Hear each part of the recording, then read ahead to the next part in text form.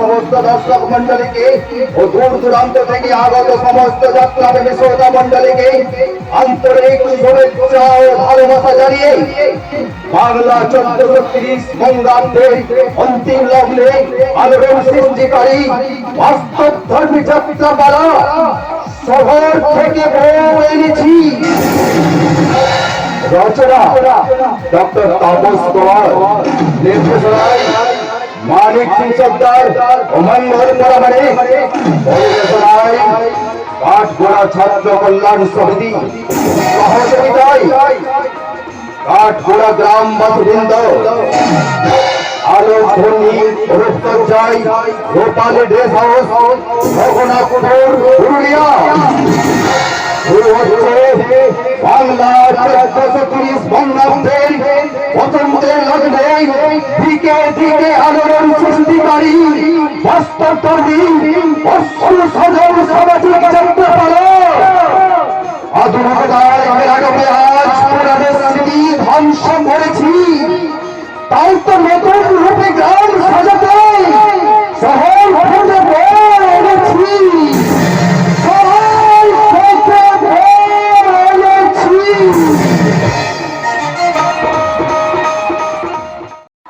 চাপার বকুল বকুল আর চাপা যেন এক বৃন্তে দুটি ফুল, আমার আর ধ্রুবদার ভালোবাসার একমাত্র সাক্ষী আমার চাপা। আর চাপা ও ধ্রুবদার ভাই নক্ষত্রর প্রেমে একেবারে পাগল। তাই তো ও আমাকে মাঝে মধ্যে বলে, দিদি ভাসুর ভাদর বইয়ের সম্পর্ক হলে আমি কিন্তু ধ্রুবদাকে ছাড়বো না। ধ্রুবদা যখন জামাইবাবু থেকে এ বাড়িতে আসবে তখন আমি বলবো,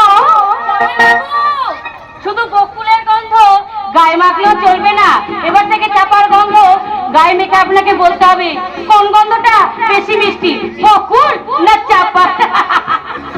এই চাপা, তুই কি আরম্ভ করেছিস বলতো? অসভ্যতা নয় রে দিদি, অসভ্যতা নয়। ওই যে কথাই বলে না, শালি মানে আধা ঘর বালি। আরে তুই দিদি, তুই জামাইবাবুর পুরো ঘর বাড়ি হলেও আমি হবো শালি, অর্থাৎ আধা ঘরওয়ালি। আচ্ছা চাপা, তোর মুখে কি কিছুই আটকায় না? আচ্ছা শোন, নক্ষত্রের সাথে বিয়ে হলে ধ্রুবদা হবে তোর ভাসুর ঠাকুর, আর নিজের ভাসুর ঠাকুরের নামে এইসব কথা বলতে তো লজ্জা করছে না? লজ্জা কিসের দিদি? আমি তো সবসময় শুধু ওই দিকটার কথাই ভাবছি। কোন দিকটা রে? এই যে তুই তো ভাগ্যবতী রে দিদি। আমি যদি ধ্রুবতার মতো স্বামী পেতাম না, তাহলে সব সময় এমনি করে জড়িয়ে ধরে থাকতাম। পরিবার যাহা আছি ধ্রুব ভবি মোর কাছে করো নিবেদন। আচ্ছা আপনি এখানে এসেছেন কেন? চাপার সঙ্গে দেখা করতে। আচ্ছা কি হয়েছে? আর চাপার সঙ্গে আপনার কিসের দরকার? বুঝতে পারছিস না দিদি, আমি তো ওর সাথে একসাথে পড়তাম। আরে পড়তিস মানে পড়াশোনার লাট তো অনেক আগেই চোখিয়ে দিয়েছি। ও তাই তো ভুলে গেছি, আমি ওর সাথে স্কুলের না মানে কলেজে পড়তাম। থাক থাক, আর তোকে চালাকি করতে হবে না, তোর চালাকি আমি সব ধরে ফেলেছি। কি কি বুঝেছিস না দিদি?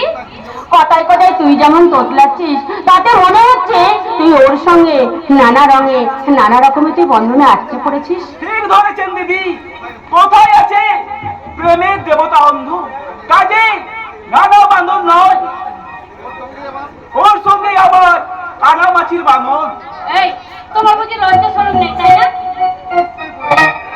নিশ্চয় পড়েছি, তবে সেই পড়া স্কুল বা কলেজ ইউনিভার্সিটি নয়, সে পড়া তো প্রেমে পড়া। সর্বনাশ, তুমি তাহলে চাপার সঙ্গে? আগে আপনি যেমন আমার দাদা সঙ্গে প্রেম চালিয়ে যাচ্ছে, আমিও ঠিক তেমনি আপনার বোন চাপার সঙ্গে। থামো, তোমার কি রাজা বলে কিচ্ছু নেই? থাকবে কেমন করে? আমি তো আর ধ্রুব নই, আমি নক্ষত্র। তাই আমার তিনটি মালো দিয়ে এই ব্যানার্জির বাড়ি সবাইকে জানিয়ে দিয়ে গেলাম, এই বাড়িতে একা ধ্রুবর উদয় হয়নি, এই বাড়িতে আরেকজনের উদয় হয়েছে, তার নাম নক্ষত্র। নক্ষত্র? চুপ কর পোড়ামুখী, চুপ কর। তুই এতদিন তো ধ্রুবদাকে নিয়ে খুব ঠাট্টা করেছিস, এখন তলায় তলায় তুই যে নক্ষত্রের সামনে প্রেম চালিয়ে যাচ্ছিস, এই কথাটা তুই আমাকে বলিসনি তো? কেন বলবো? বলি কেন বলবো?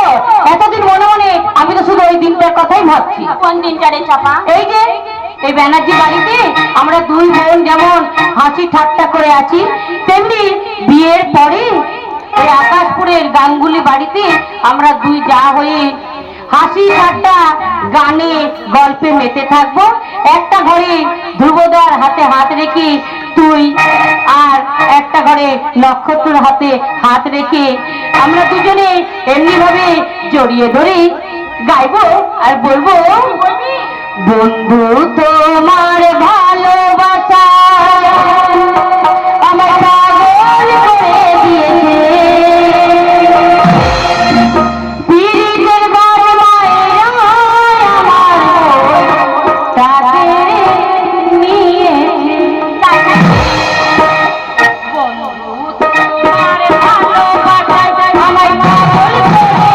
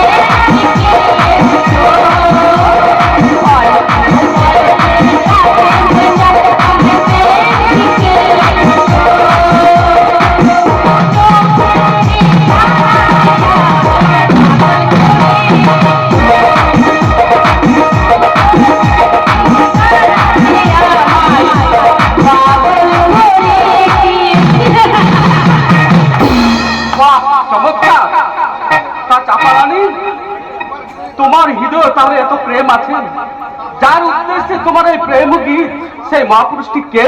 আপনি জানবেন বাবু। আমি? হ্যাঁ, না গো না, তোমাকে বোকা পেয়ে ও একেবারে তোমাকে ধোকা দিচ্ছে। ও মনে মনে কার সঙ্গে ভালোবাসার বন্ধনে জড়িয়ে আছে জানো? কার সঙ্গে? আপনার সঙ্গে জামাই বাবু, আপনার সঙ্গে। আর চাপা, এ কি করলে চাপা? এখন তুমি আমাকে তোমার ওই জামাই বাবুর পোস্টে বসিয়ে দিলে? হ্যাঁ দিলাম, কারণ আজ হোক আর কাল হোক আপনি তো আমার জামাই বাবু হবেনি। আর চাপাই, তুই যাবি এখান থেকে কেন রে দিদি? তোর মানুষটার উপর ভাগ বসাচ্ছি বলে তোর হিংসা হচ্ছে বুঝি? চাপা, তোমার দিদির হিংসা হলো, আমি কিন্তু আমার সমস্ত কিছু অর্ধেক ভাগ দিয়ে তোমাকে আমার ছোট কিন্নির পদে প্রমোশন দিলাম। দেখুন না জামাই বাবু, দেখুন দিদির মুখখানা কেমন রাগে একেবারে লাল হয়ে গেছে। তুই চিন্তা করিস না রে দিদি, চিন্তা করিস না, তোর ওই মানুষটার উপর আমি ভাগ বসাবো না। তুই তো আমার মনের ব্যাপারটা সবই জানিস রে দিদি। কিন্তু এই জামাই বাবুর মতন যদি আমি পেতাম না কাউকে, তাহলে কি বলতাম জানি? আর প্রেম জেগেছে আমার মনে, বলছি আমি তাই, আর তোমায় আমি ভালোবাসি, তোমায় আমি চাই। প্রেম জেগেছে আমার মনে, বলছি আমি তাই, তোমায় আমি ভালোবাসি, তোমায় আমি চাই।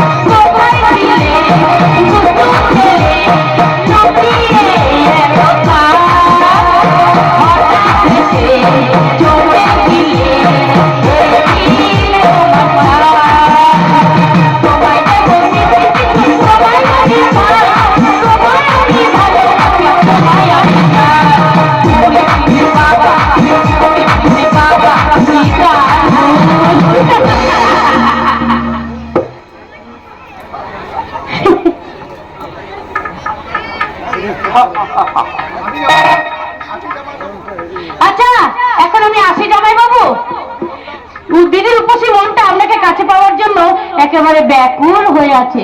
তবে হ্যাঁ, যাবার সময় একটা কথা বলে যায় জামাই বাবু, আপনাদের ওই 7 পাকে বন্ধনের আগে আমার দিদিকে যেন আপনি আপনার বাহু বন্ধনে বেঁধে ফেলবেন না। চাপার কথায় কিছু মনে করলে না তো? চাপার যে একটা খুশির বান্ধবরা বন্যা, সে বন্যায় যখন আমি ভাসিয়ে নিয়ে যাই তখন আমার মনে হয়, কি মনে হয়? হৃদয়ে গোপন উদ্যানে পাশাপাশি ফুটেছে 2 ফুল, যেন একে তিনটে 2টি ফুল, চাপা ও বকুল। দেবদা তুমি? আমি তো চাপার গন্ধ অনুসরণ করে একবারে বকুল তলায় এসে পৌঁছে গেছি, আর হৃদয় ভরে কুড়িয়ে নিয়েছি একটা সুন্দরী সুগন্ধি বকুল। তোমার এই বকুল তার ভালোবাসার গন্ধে ভরাতে পেরে সে যে ধন্য হয়েছে। তুমি অনন্যা, তুমি অপরূপা, তুমি আমার নিঃসঙ্গ জীবনে আধার আকাশের মাঝে চির শান্তির চিন্ময় প্রতিমা। আর আর তুমি? আমি আমি তো তোমার চিরদিনে হাসি কান্না সাথী, আমি তো তোমার চিরদিনে হাসি কান্না সাথী।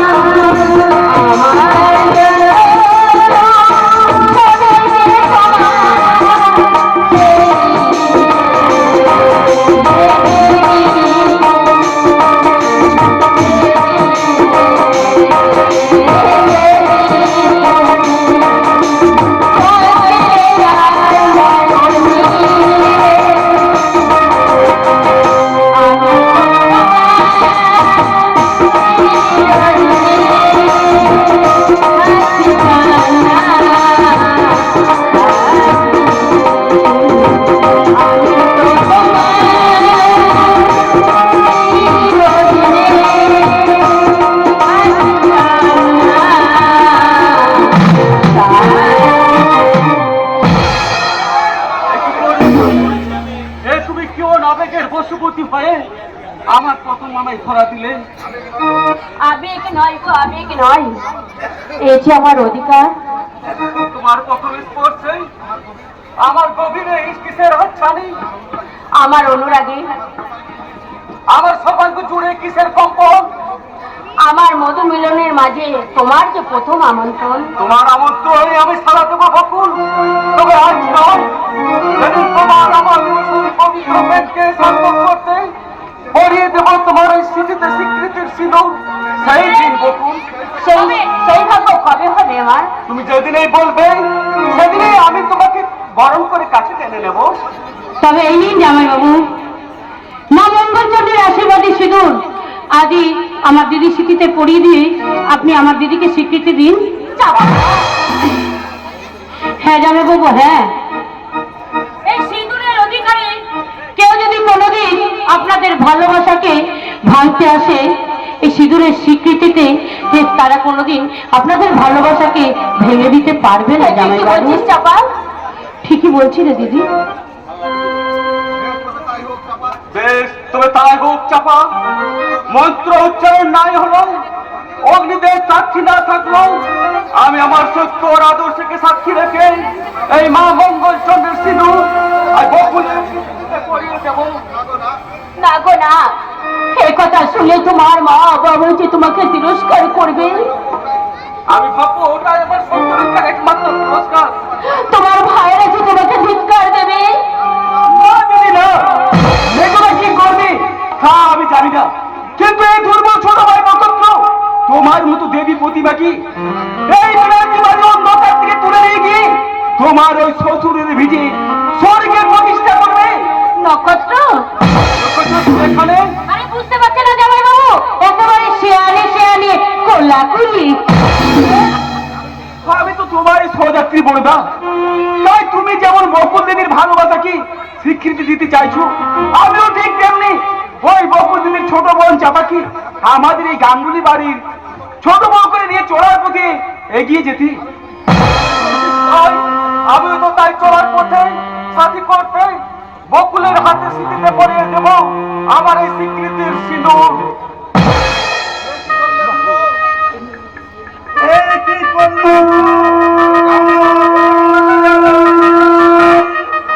আমার ক্ষমা করবেন মাস্টার মশাই, সত্য রক্ষার তাগিদে এবং ভালোবাসার স্বীকৃতি দিতে আমি অন্যায় করতে বাধ্য হয়েছি। ভালোবাসার মর্যাদা তোমার কথা যে আমি কিছুই বুঝতে পারছি না ধ্রুব। মাস্টার মশাই, ধ্রুবদা আর দিদি দুজন দুজনকে ভালোবাসে বাবা। ভালোবাসি? হ্যাঁ হ্যাঁ বাবা, যদি কোনো অন্যায় করে থাকি তুমি তুমি আমাকে শাস্তি দাও বাবা। তবু তবু আমার ধ্রুবদাকে আমার কাছ থেকে দূরে সরিয়ে দিও না বাবা, দূরে সরিয়ে দিও না।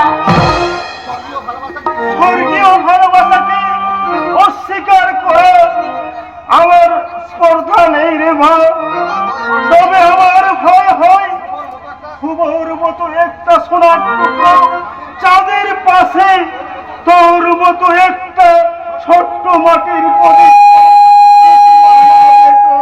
আকাশে চাঁদ যখন এই মাটির পৃথিবীতে নেমে এসেছি, তখন সেই চাঁদকে বিসর্জন না দিয়ে তাকে বরণ করাই উচিত। নিশ্চয়ই বরণ করে নেব।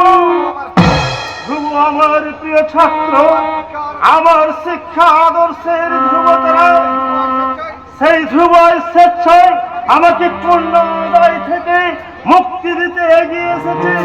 এ কি আমার কোন সৌভাগ্য! মাস্টার মশাই, তবে আমি এক অবসর প্রাপ্ত হতভাগ্য দরিদ্র শিক্ষক, তোমাকে হয়তো আমি যথাযোগ্য যৌতুক দিতে পারবো না বাবা, তবে স্বেচ্ছায় আমি যেটুকু দেব সেটা যেন তুমি খুশি মনে গ্রহণ করো বাবা। মাস্টার মশাই, আমি চাই শুধু আপনার কাছে প্রাণ ঢালা আশীর্বাদ। আমি প্রাণ ভরে আশীর্বাদ করি তোমরা চির সুখী হও।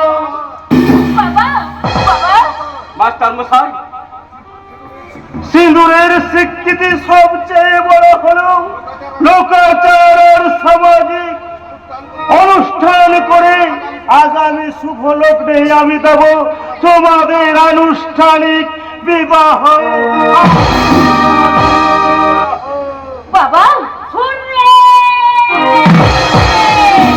কি আনন্দ কি আনন্দ! আগামী শুভ লগ্নে আমার আমার দিদির সাথে এই জামাই বাবুর শুভ বিয়ে।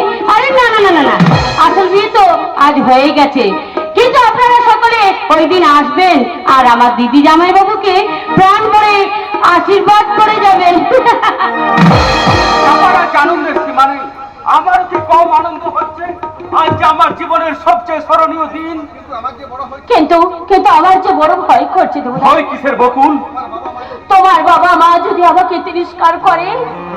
এই সুন্দর মুখখানে দেখলে হৃদয় মমতার ঝর্ণা ঝরে পড়বে। তুমি আমার বাবা মা তো মাটির মানুষ, তুমি দেখে নিও বকুল, আমার বাবা মা তোমাকে খুব সুন্দর ভাবে পালন করে নেবে। তাছাড়া আমাদের আনুষ্ঠানিক বিবাহের আগে আমি যেমন করে হোক আমার বাবা মা ভাইদের আমি বুঝিয়ে তুলবো। আর তবু যদি তারা অসন্তর মাঝে না নেই, তবে আমি বাবা ওই পায়ে ধরে বলবো, দুর্বদা দুর্বদা এই যে তুমি এখানে, আর আমি তোমার হন্যে হয়ে খুঁজছি। কেন কি হয়েছে নিমান? বাড়ি থেকে তোমার টেলিগ্রাম এসেছে। টেলিগ্রাম? এই না পড়ে দেখো। এ কি? এ তো মায়ের চিঠি। স্নেহ ধ্রুব, তোর বাবার খুব শরীর খারাপ, সে মৃত্যু শয্যায় শুয়ে ছটফট করছে আর তোকে খুঁজছে। টেলিগ্রাম পাওয়া মাত্র তুই বাড়ি আসিস বাবা। ইতি তোর মা। বাবা মৃত্যু সজ্জায়, আমার মা আমাকে খুঁজছেন। বকুল, আমাকে আজই এক্ষুনি বাড়ি যেতে হবে। এখনই? কিন্তু কেন?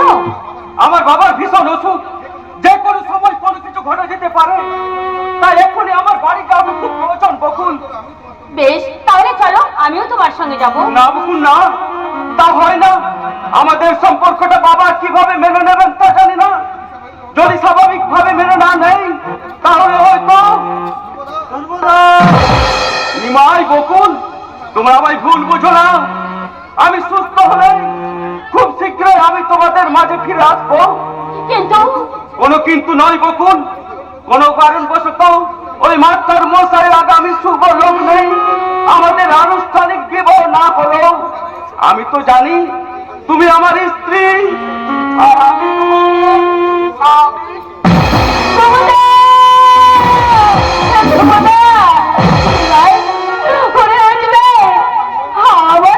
আমার মন কেন এত দুর্বল হয়ে পড়ছে বলতে পারিস ভাই? আমার মনে হচ্ছে আমাদের এই ভালোবাসার সম্পর্কে কোনো একটা অঘটন ঘটতে চলেছে রে ভাই, অঘটন ঘটতে চলেছে। দিদি দেখবে সব ঠিক হয়ে যাবে। দুর্বোধার মতো ছেলে তখন যেমন দায়িত্ব নিয়েছে, তোমার জীবনে সুখের অভাব হবেনি, কোনোদিন সুখের অভাব হবেনি। তোর কথা যেন অক্ষরে অক্ষরে পালন হয় রে ভাই। তাহলে তোকে আমি ছি ছি ছি ছি, আমি স্বার্থপরের মতো আমি কি ভাবছি? আমার স্বামীর বাবা, সে তো আমার বাবা। সেই অচেনা অজানা সেই অসুস্থ মানুষটাকে আরোগ্য কামনা করি। মা বাবা চন্ডের কাছে বলি, মা মাগো, তুমি আমার বাবাকে ভালো রেখো। মা, তুমি আমার বাবাকে ভালো রেখো, তুমি আমার বাবাকে ভালো রেখো।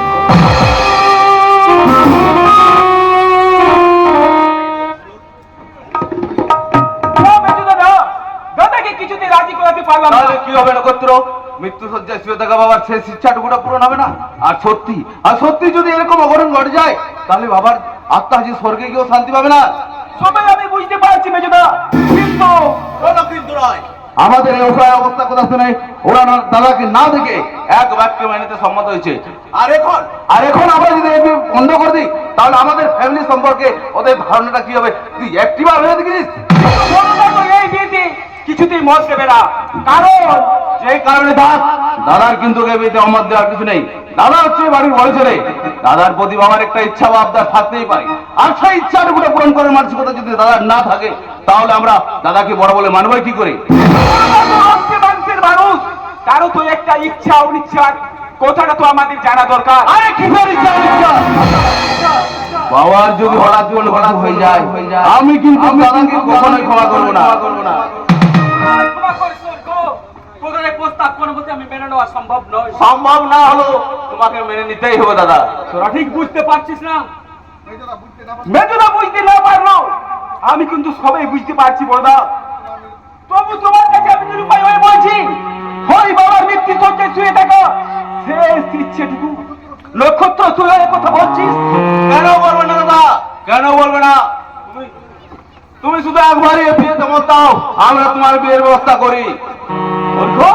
বিয়ের ব্যবস্থা সবকিছু ঠিক হয়ে আছে, সামনের সুলগ্নে আমরা তোমার না রে ওরকো না, তোদের প্রস্তাব কোনো মতে মেনে নেওয়া সম্ভব নয়। তোমার কাছে তেমন কিছু চাইনি, শুধু এই শেষ সময়ে তোমার বিয়েটা নিজের চোখে দেখে যেতে চাই। এই চাওয়াটা কি পূর্ণ করতে পারবে না? রামুদা, আমি সব কিছু ইচ্ছা করলেও করতে পারতাম, কিন্তু এই মুহূর্তে আমি যে বড় অসহায়। নিরুপায় হলো বিয়ে তোমায় করতে হবে দাদা বাবু। বৌদিমণিকে দেখলেই কথা বলতে সুস্থ হয়ে উঠতে পারে। রামুদা, আমি তোমাদের কেমন করে বোঝাই? তোমাদের কথা মতো এই বিয়ে করা আমার পক্ষে সম্ভব নয়। কারণ আমার যদি এই মুহূর্তে যদি কোনো কথা ঘটে যায়, বাবা যদি আরো শরীর খারাপ হয়ে যায়, না না এ সম্ভব পারবো না। কেন পারবে না? কেন সম্ভব নয় ধ্রুব? তুই আমাদের প্রথম সন্তান, তোকে আমরা বেশি ভালোবাসা দিয়ে মানুষ করেছি, কিন্তু কিন্তু কেন কেন সম্ভব নয় বল বল ধ্রুব? মাগো, তোমাদের এই কর্তব্য রক্ষায় আমি নিজেকে বলে দিতে পারি, কিন্তু আমার ওই সত্যকে বলে দিতে পারি না মা। ধ্রুব, কি কি তোর সেই সত্য ধ্রুব? আমি বলো দাদা বাবু, বলো। চুপ করো দেখো না, বলো। বলো বলবো, কোন সত্যকে সামনে রেখে তুমি এই বিয়েতে অমত করছো, সেই কথা মায়ের কাছে খুলে বলো। বলো বাবু, তুমি বলো। জানি না রামুদা, আমি কিচ্ছু জানি না। ধ্রুব, বলো বাবু। মাগো, আমি তোমাদের কথা রাখতে পারলাম না মা। তোমাদের এই ভাষা ধ্রুবকে ক্ষমা করো মা। দাঁড়া ধ্রুব, তাহলে তুই আমারও শেষ কথা শুনে যা। আমার কথা রাখতে আর তোর বাবার ইচ্ছা পূরণ করতে তুই যদি আমাদের কথা মতো বিয়ে না করিস, তাহলে তোর বাবার বড় মুখ দেখার আগে তুই আমার বড় মুখ দেখবি।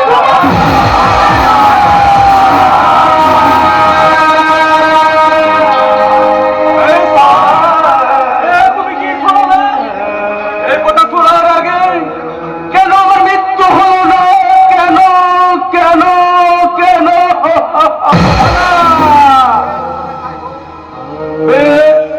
তো তাই হোক, তোমাদের ইচ্ছের যুবকাশকে বলি হোক, এই অভাগা ধ্রুবর জীবনের সত্য কর্তব্যের জালে বন্দি বিবেক কাজ ঢুকরে ঢুকরে কাঁদুক। আরে অভাগা ধ্রুবন, আমার ভিখারি আদর্শ হারিয়ে যার কই মিথ্যার স্রোতে, তবু তোমাদের কথা হাসি মুখে ফুটাতে আমি কথা দিলাম, এ বিয়ে আমি করব, এ বিয়ে আমি করব, আমি করব। দাদা যখন এই বিয়েতে মত দিয়েছে, আর কোনো চিন্তা নেই। তুমি ঠিক বলেছো বেদেদা, তবে বিয়ে নয়। আমার মনে হচ্ছে দাদার সব মনের স্বপ্ন কি আমরা ফাঁসি দিলাম। ফাঁসি না, ফাঁসি নয়। এই আমার কর্তা বাবুর নতুন জীবনের বাসি আমার মঞ্চে এ তরি রুখবে না। আমাদের আশার তরি একটু একটু করে এগিয়ে যাচ্ছে সুখের মহড়ায়।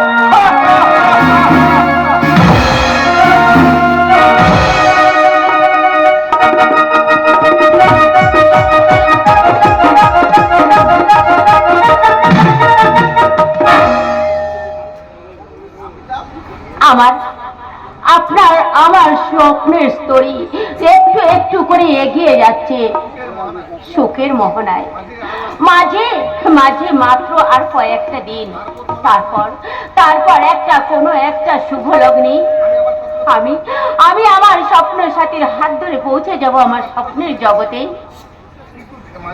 কিন্তু মাঝে এতদিন ধ্রুবদা তো এখন এলো না। তবে বকুল, বকুল, কে কে কে যেন আমাকে বকুল বলে ডাকছে? আমি তোমার ধ্রুবদা, তোমাকে নিয়ে যেতে এসেছি। ধ্রুবদা, ধ্রুবদা তুমি?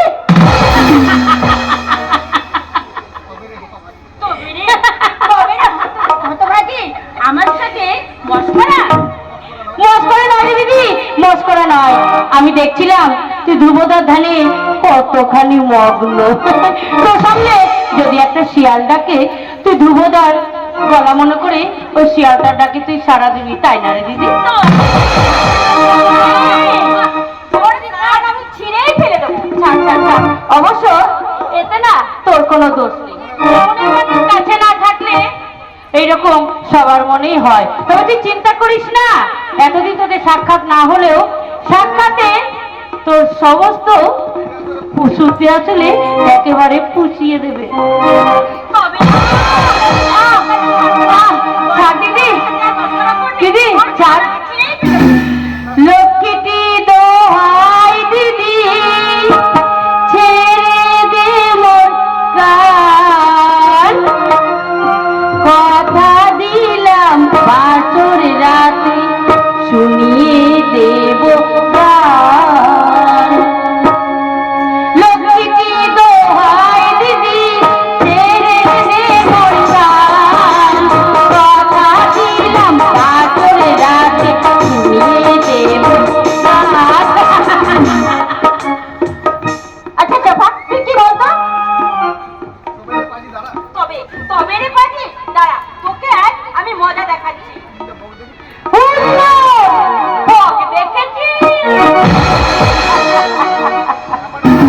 চাপাটা বড় দুষ্টু আর তেমনি মিষ্টি। ওর কৃত্রিম রাগের ভান থাকলেও ওই চাপাটা যেন আমার আমার ভীষণ ভীষণ ভালো লাগে।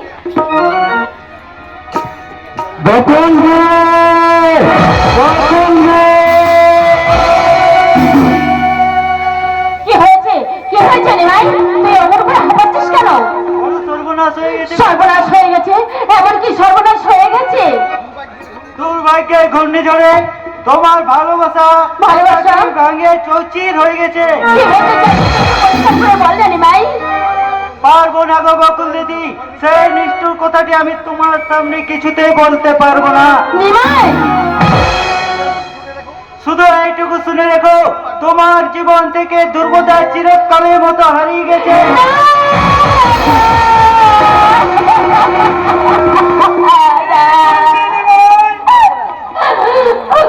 আমার বকুলের জীবন থেকে ধ্রুব, না না, এ হতে পারে না, কখনোই হতে পারে না।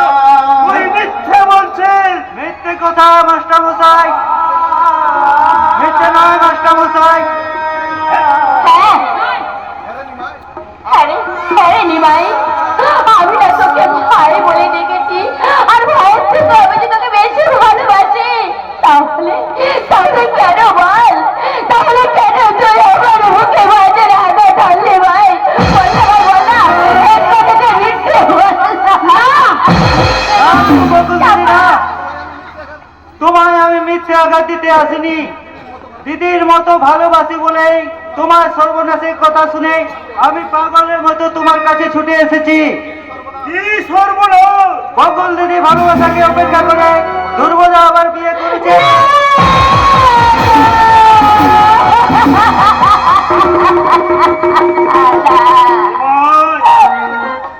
তুই আরেকবার শুনতে আমার কোনো ভুল হয়ে যাচ্ছে নাকি? আর একবার যাচাই করবি। বল বাবা বল, অন্তত আর একবার বল। না মাস্টার মশাই, খবরদার, আর আর মিথ্যে কথাটা যে আমার সাথে উচ্চারণ করবি না রে ভাই, একদম উচ্চারণ করবি না। বকুল দিদি, ভাই ভাই আমার বল না, তুই যে কথাটা বললি, বল না ভাই। সব মিথ্যে, মিথ্যে মিথ্যে নয়, সব সত্যি।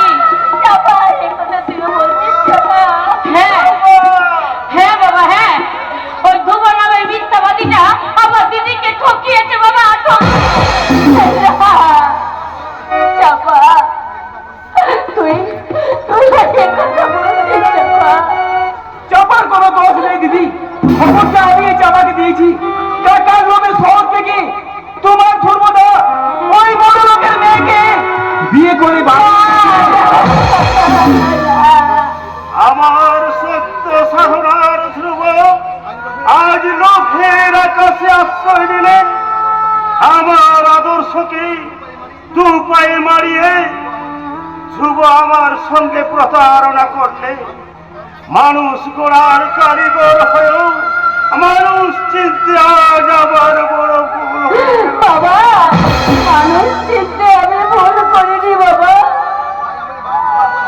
তাই আমি ভুল বলছি বাবা। ধ্রুবদা কখনো আমার সঙ্গে প্রতারণা করতে পারে না। তোমার এখনো এত বিশ্বাস দিদি? হ্যাঁ ভাই, হ্যাঁ, বিশ্বাস আছে বলেই তো আমি যে বেঁচে আছি ভাই।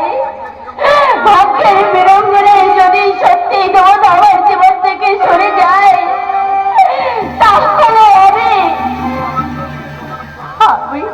শুধু আমার নিজেকে যে দোষারোপ করবো, তোমাকে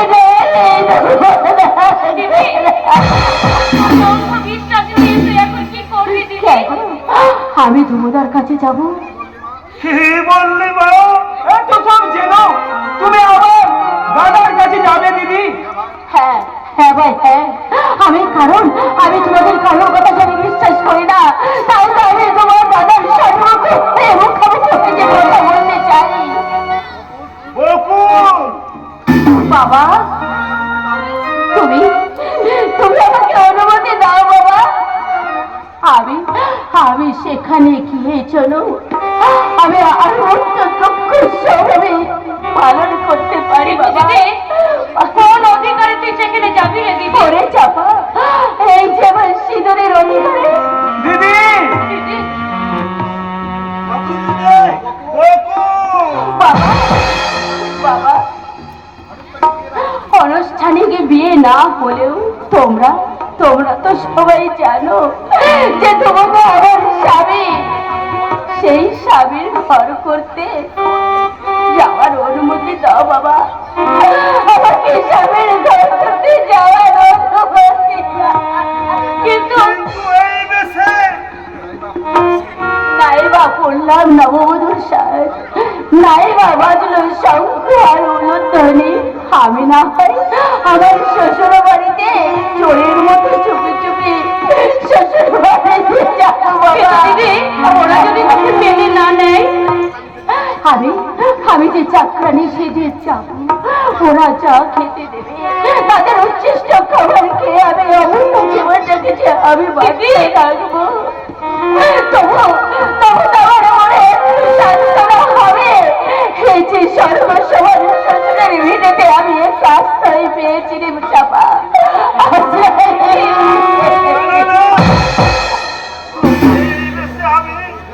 যেতে দেব না রে মা। তোর চোখে জল ঝরলে আমি যে মরেও শান্তি পাবো না রে মা। না মাস্টার মশাই, না, ভয় পাবেন না। এই দিদির জীবনে আজ চরম পরীক্ষা। এই চরম পরীক্ষায় দিদির পাশে আর কেউ না থাকলো, আমি তো থাকবো তার পাশে। আমার এই দেবী দিদিকে আহ্বান করে আমি নিয়ে যাবো তার শ্বশুরের ভিটে স্বর্গেতে। তুমি আমাকে আশীর্বাদ করো বাবা। দুঃখ কষ্ট বলে আমি তো তার সেবা করতে পারি।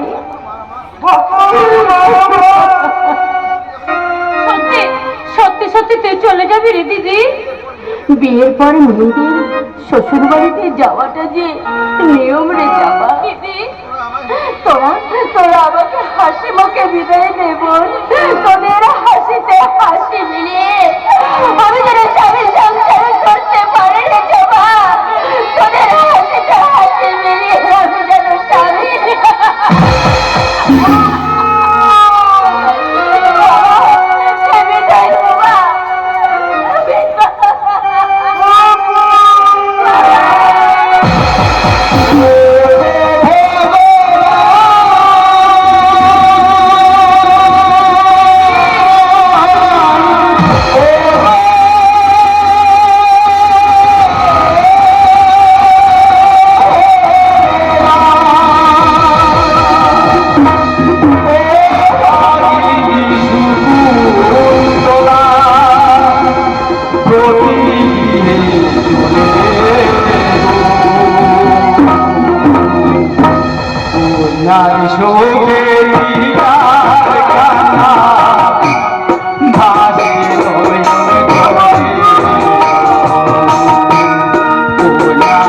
চোখে পিতার কান্না ভাসে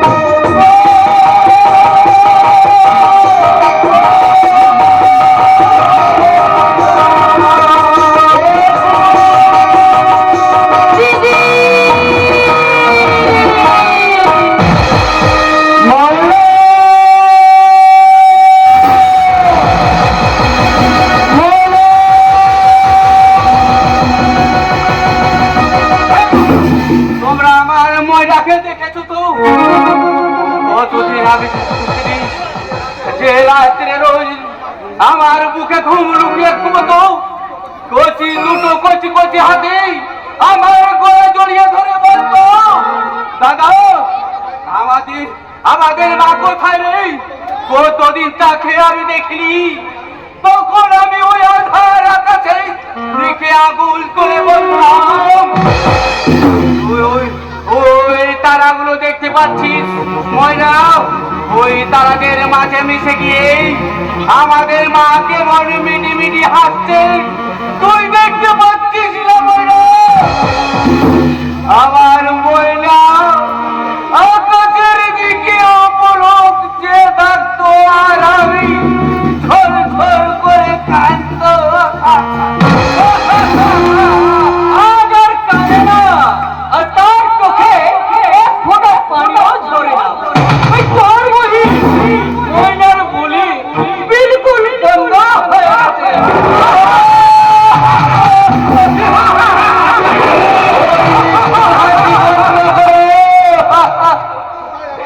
কোথায় কোথায় ওর ময়না? কতকাল তাকে আমি দেখিনি। ওই সেই বিশ্বাসটার আদেশে আমার বুক থেকে কেড়ে নিয়ে চলে গেল। আর একটা দিনও তাকে আমি দেখতে পেলাম না। আচ্ছা আচ্ছা রঞ্জন, ওরা আমার ময়নাকে কোথায় লুকিয়ে রেখেছে তুমি জানো? আমি দূর থেকে একটুকু চোখের দেখাই দেখে চলে আসবো। দয়া করে তুমি আমাকে সেখানে নিয়ে যাবে রঞ্জন, নিয়ে যাবে। কিন্তু গিয়ে কোনো ফায়দা হবে না, কারণ তুই তোর ময়নাকে বিলকুল চিনতেই পারবি না। ময়নাকে আমি চিনতে পারবো না? পারবি কি করে? তোর ময়না যে এখন এই বস্তা বন্ধে এই লাশ হয়ে ওই গঙ্গার বুকে হাসছে।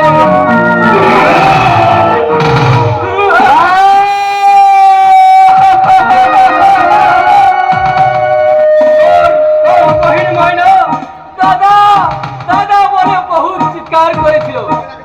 ওই ময়নাকে শান্ত করতে এই বস্তার ওই সরাসির মতো ওই শক্ত দুখানা হাত দিয়ে ওই ময়নার গলা থেকে ধরলো। ছটপট ছটপট করতে করতে ওই কয়েক সেকেন্ডের মধ্যে ময়না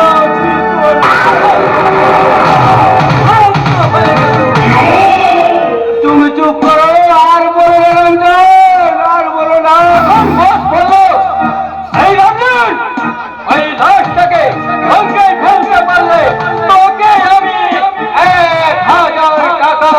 বকশিস দেব।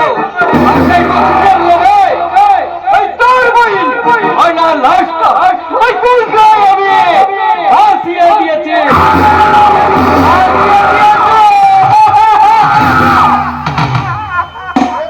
বেশ করেছ, বেশ করেছ। এই পবিত্র গঙ্গার বুকে আমার ময়না যখন ভাসতে ভাসতে সে একেবারে স্বর্গে পৌঁছে যাবে।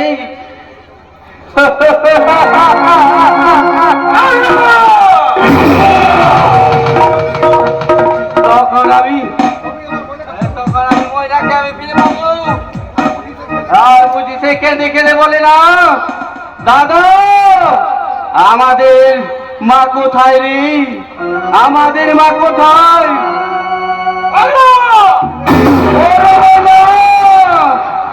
আর তোকে মায়ের কোলে যেতে হবে না, মায়ের মতো তুই একদিন আর আধার আকাশের দিকেই তারাদের মাঝে মাঝে মিশে গিয়ে মিটি মিটি হাসবি।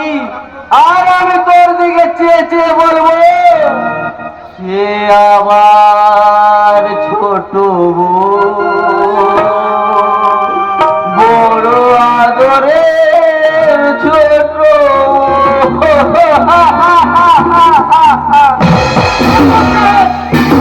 আমার সুন্দর ডাক ছিল বাইরে বেরেছে। আমি ব্যবহার করেছি ওই আজকের টাকুমের বাইরে লোকে চাবুক মারতে মারতে ওর জায়গায় পৌঁছে দিবে।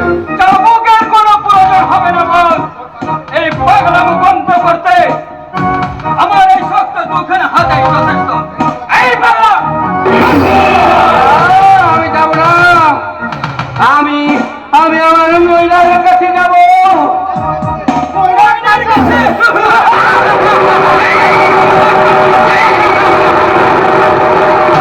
মহিলার কাছে যাব। তোমরা তাকে ঘুম পাড়িয়ে ওই গঙ্গার বুকে শুয়ে রেখে দিয়েছো, কিন্তু যখন তার ঘুম ভাঙবে কে থামাবে তার কান্না? আমি তাকে কাঁদতে দেব না। তখন আমি ঘুম পাড়িয়ে রাখবো। ময়না ময়না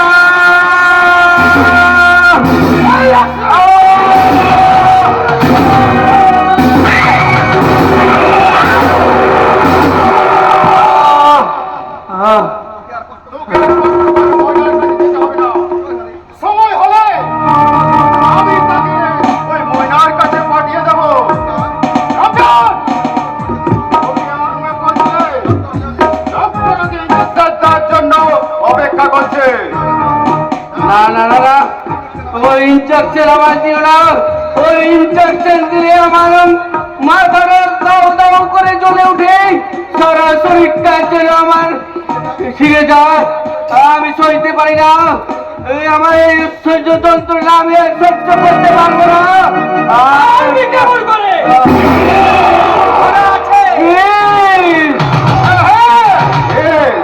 ওই বিষ একটু একটু করে তোর সারা শরীরে করে দেব।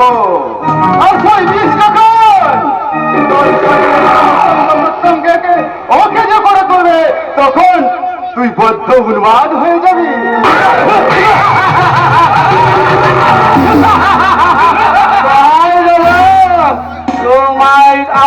তোমরা উন্মাদ করে দিও না। আমি সুস্থ স্বাভাবিক ভাবে বাঁচতে চাই। আমি তোমার পায়ে পড়ি দাদা। দেবরে কম্পন দেব, আমি তোকে সুস্থ স্বাভাবিক বাঁচতে দেবো। তুই যদি আমার কথা মতো আমার দিকে সাহায্যের হাত বাড়িয়ে দে। দাদা স্যার কম্পন, তোর জন্যই, শুধুমাত্র তোর জন্যই বিউটি আমার জীবন থেকে হারিয়ে গেছে। বিউটি কে দাদা? সে জানার কোনো দরকার নেই। রমজান,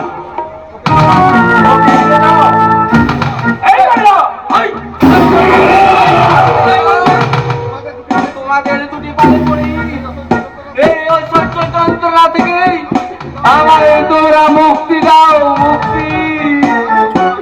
আর কখনো আমি এই অন্ধকার ছেড়ে বাইরে আসবো না। তোমরা তোমরা যা বলবে আমি তাই শুনবো। আমায় তোমরা মুক্তি দাও, মুক্তি।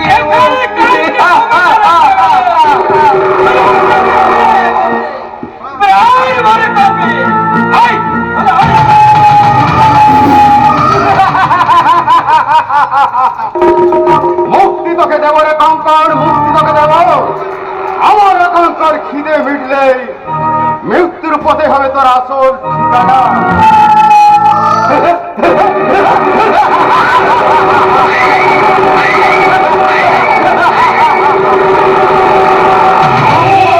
আমার রক্ষিতার ছেলে বাবা মৃত্যুর আগে তোর সমস্ত সম্পত্তির অর্ধাংশ ওই কঙ্কনটা নামে উইল করে গেছে। আর সেই কথা জানতে পেরে আমার সব ভালোবাসা তুচ্ছ করে গায়ের ছেলে ধ্রুবকে এই অপমান লজ্জা কিন্তু সহ্য করবে না। ওই সারা সুরের বাচ্চাকে আমি কে খবর কি বল? खबर अच्छा नहीं है बॉस। আমি ফাঁস বাঁধলাম বটে, লেকিন দেখলাম কি আমি ফাঁস বাঁধবার পেরে মালটা दूसरे শিকারের পাশে ধরা পড়ে গেল। না না না না, বিউটি নয়, ওই মালটার নাম চাপা। ইয়েস বস, মাকড়সার জালে শিকার যেমন আষ্টে পৃষ্ঠে ভাবে জড়িয়ে পড়ে, তেমন ওই চাপা মালটা আমার ভালোবাসার জালে বিলকুল জড়িয়ে পড়েছে।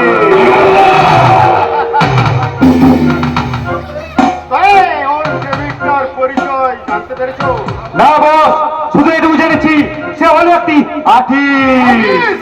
হ্যাঁ বস, সে বকুল চাপার ছড়ানো সন্ধ্যা সোনার গা। তার তো সেই বকুল চাপার গন্ধতে দিলটাকে মাতোয়ারা করতে আমি সোনার গায়ে প্রবেশ করলাম। তারপর দেখলাম পদ্মদিঘির কালো পানি কলসি কাকে নিয়ে পাহাড়ি রং ছোঁয়া ছোঁয়াতে পথ চলতে শুরু করেছে। আপনার দেখাবে চাপা। পাহাড়ি রং তো সর্বাঙ্গ উঠে উঠছে এক রাত যৌবনের ঢেউ। শরীরে ভাজে ভাজে জমে আছে অসংখ্য মধুরা মৌচা। আর সেই আর্টিস্ট তার আপন মনে এঁকে চলেছে সে মাতোয়ারা যৌবনের তসবির।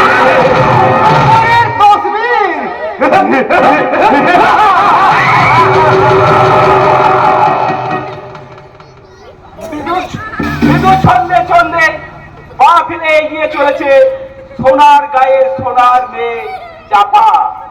কাকে জল ভরা মাটির কলসি, কাজল কালো এলো চুলে, যেন পদ্মদিঘি ঢেউ খেলা করছে। এই এই যে শুনছো, এদিকে তাকিয়ে দেখো, ওই কৃষ্ণচূড়ার শাখায় কি সুন্দর দুটি শালিক মুখোমুখি বসে আছে। পাশাপাশি এক জোড়া হরিণী, তাদের চোখে এক রাত নীরব জিজ্ঞাসা। ওরা মৌন প্রেমে বিভোর হয়ে চোখে চোখে কি কথা বলছে জানো? দুষ্টু চোখে নীরব ভাষা আটকে গেছে মিষ্টি মুখে। তাই তো ওই সুন্দর মুখখানার মাঝে আবেগময় মৃদু কম্পন।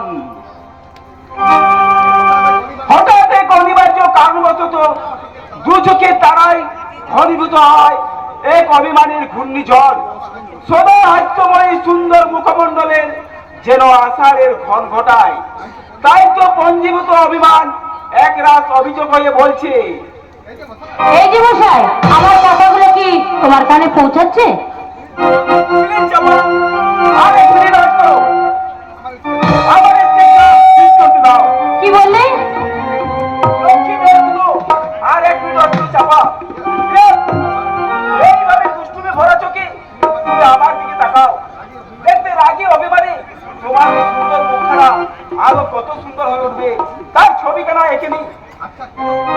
আচ্ছা, কেন তুমি বারবার আমার এই ছবিটা আঁকো? তুমি বলবে ধ্রুবদা, তোমার ছবি নক্ষত্রদা, আঁকতে আমার যে বড় ভালো লাগে। নক্ষত্রদা তুমি? আমি তো শিল্পী, তাই তো আমার জীবনে সুন্দর সুন্দর স্মৃতিগুলো আমার মনের পর্দায় জীবন্ত করে ধরে রাখতে চাই। শিল্পী হলেও তুমি বড় নিষ্ঠুর, তাই তো ছবির মনের ব্যথা তুমি তোমার অন্তর দিয়ে বুঝতে পারো না। চাপা, বুঝতে পারো না তোমার সৃষ্টির ছবি গোপন অন্তরের কথা। কিসে ভাষা বলো না চাপা, কিসে ভাষা?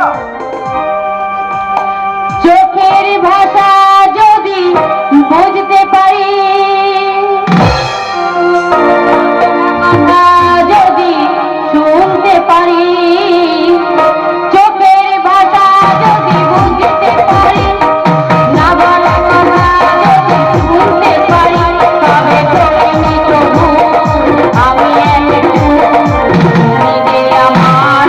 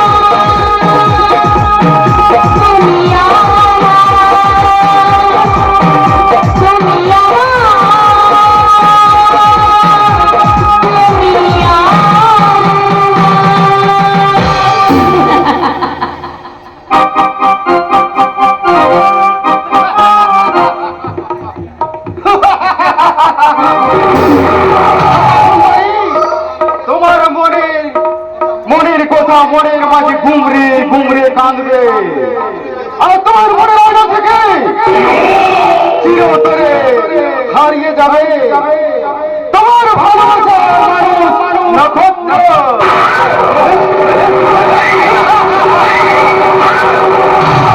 ওই নক্ষত্রকে আমি দুনিয়া থেকে সরিয়ে দেবো বস। ওই চাপা সুন্দরীকে লোভের জালে ফেলে লালসার শিকার বানালে ও আপনা আপনি ওই নক্ষত্র থেকে সরে যাবে। তাহলে আমার হচ্ছে ডিউটি আছে বস।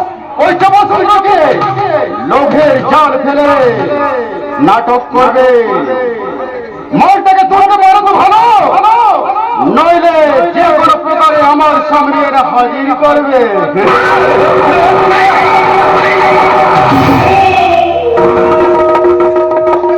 ওকে বস। তোমার পারিশ্রমিক 1000 টাকা। Thank you boss. আপনি ভাববেন না, যেমন করে হোক ওই সোনার গায়ে ফোটা সুন্দরী চাপাকে আমি এনে তুলে দিব আপনার দিলের দিল মহলে।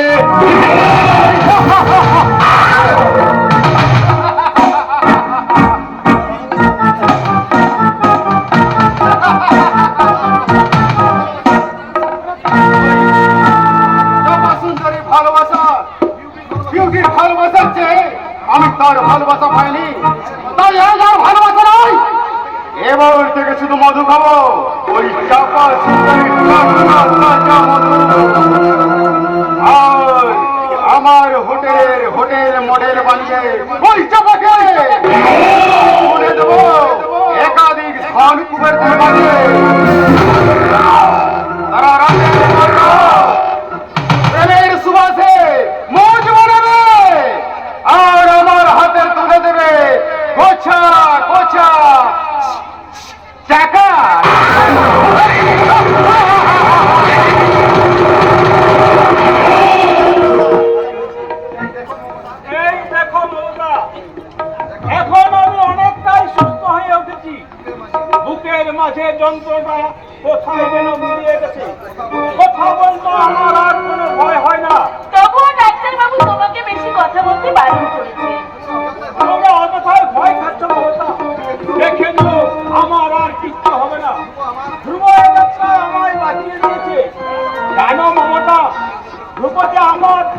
বহু সাধনার সম্পদ।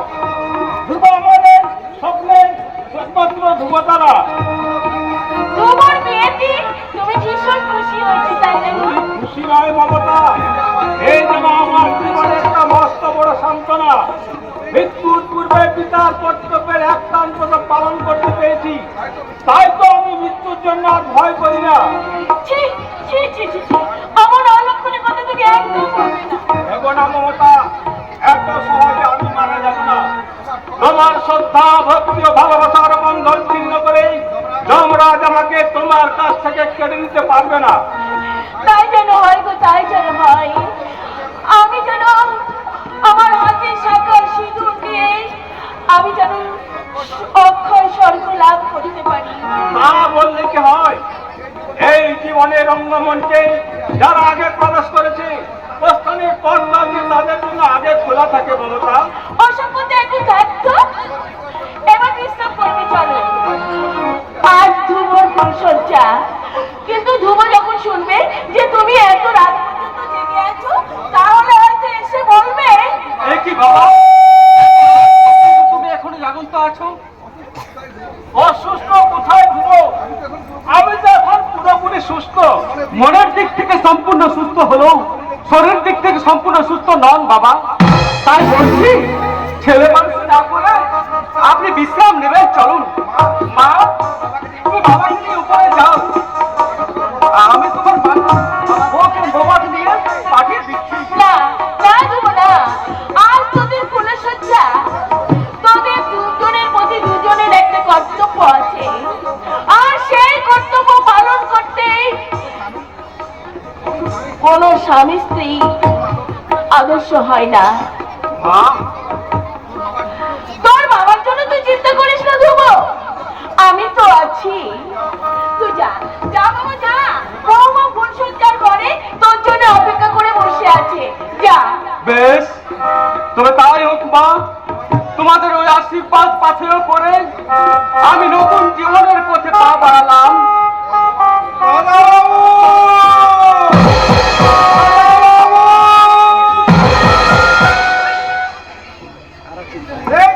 এখানে আর তোমাকে আমি সারা বছর খুঁজে বেড়াচ্ছি কেন? কি হয়েছে নিমাই? আজকের দিনে তোমার বড় বেটা বেশি কথা না বাবু।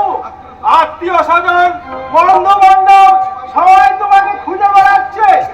আর এই তো কিছুক্ষণ আগে একটা বউ তোমার সঙ্গে দেখা করতে এসেছে। হ্যাঁ, কপালে তাদের মতো সুন্দর স্মৃতিতে সিঁদুর, মাথায় ঘুমটা, যারা সাক্ষাৎ লক্ষ্মী প্রতিমা। কে এত সঙ্গে দেখা করতে চায়? কাদের বউ তুই কিছু জানিস? কি করে ধরবো প্রতিমা? এই নিয়ে তো মেজ দাদা বাবু আর ছোট দাদা বাবুর তর্ক। মেজ দাদা বাবু বলছেন অসম্ভব। এত রাত্রে এক অজ্ঞাত পরিচয়হীন মহিলার সঙ্গে দাদার কোনো মতেই দেখা হবে না। আহ! এত মাথা গরম করছিস কেন? মেয়েটিকে কোথা থেকে বাসে এসেছে? আমি তা কেমন করে জানবো? জিজ্ঞেস করলে বলছে আপনার দাদাকে একবার ডেকে দিন, ওনার সঙ্গে আমার জরুরি দরকার আছে। জরুরি দরকার? হ্যাঁ দাদা, কিন্তু আমি তাকে স্পষ্ট জানিয়ে দিয়েছি এত রাত্রে দাদার সঙ্গে কোনো মতেই দেখা হবে না। কেন দেখা হবে না? দেখবে, আমি তো তাকে বাড়ির ভিতরে নিয়ে এসেছি। তুই তাকে বাড়ির ভিতরে নিয়ে এসেছিস কেন? না নিয়ে এসে কোনো উপায় ছিল না বেন্দা। সে আমার হাত ধরে বললো তুমি আমার ভাইয়ের মতো। তাই তোমায় আমি একটা অনুরোধ করছি, তোমার দাদার সঙ্গে একটিবার আমায় দেখা করিয়ে দাও। তার সঙ্গে দেখা না হলে আমার যে ভীষণ ক্ষতি হয়ে যাবে। তাই তো আমি বেজেদের আদেশ অপেক্ষা না করে আমার দিদি রক্ষা করতে তাকে আমি ভিতরে নিয়ে এসেছি। কিন্তু আমি জানতে চাই ওই মেয়েটি কে? আমি আমি কি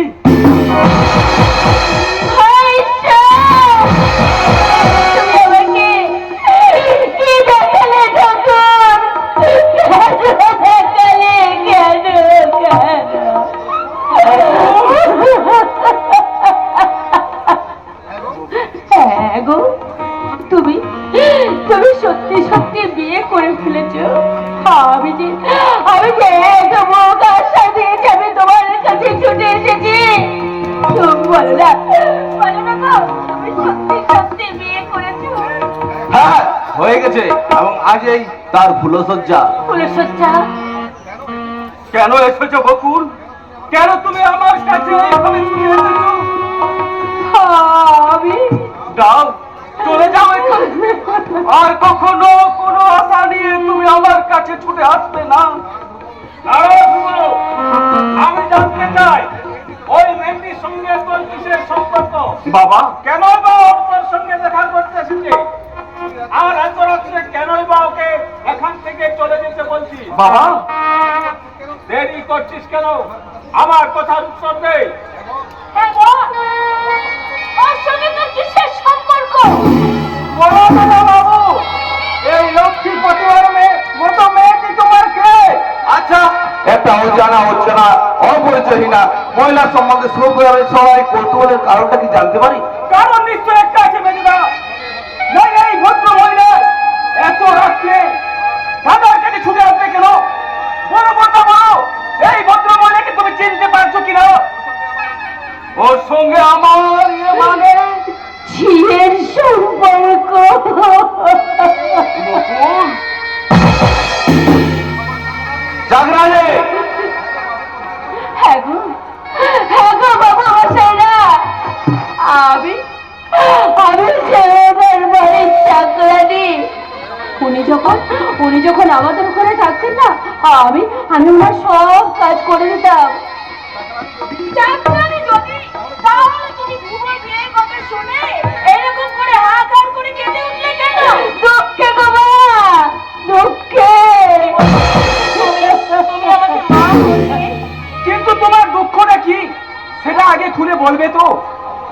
বাবু আমাকে বলেছিল, বকুল, যখন আমার বিয়ে হবে তুমি তখন ওর সম্মুখে দাঁড়িয়ে শাঁখ বাজাবে, উলুধ্বনি দেবে। বকুল, তাই আমার অজান্তে বাবুর বিয়ে হয় আমার ছেলেটার দুঃখ হয়েছে গো। তোমার এই দুঃখের কাহিনী শুনতে শুনতে দাদার ফুলসজ্জার আনন্দটাই মাটি হয়ে গেল। কাজেই তুমি এবার যেতে পারো। কিন্তু এত রাত্রে উনি যাবেন কোথায়? তাই তো, একটা মেয়ে মানুষ এত রাতে বাইরে বেরোলে তো বিপদে পড়তে পারে। ঠিকই এই কথা। এত রাত্রে একা তুমি যাবেই বা কেমন করে?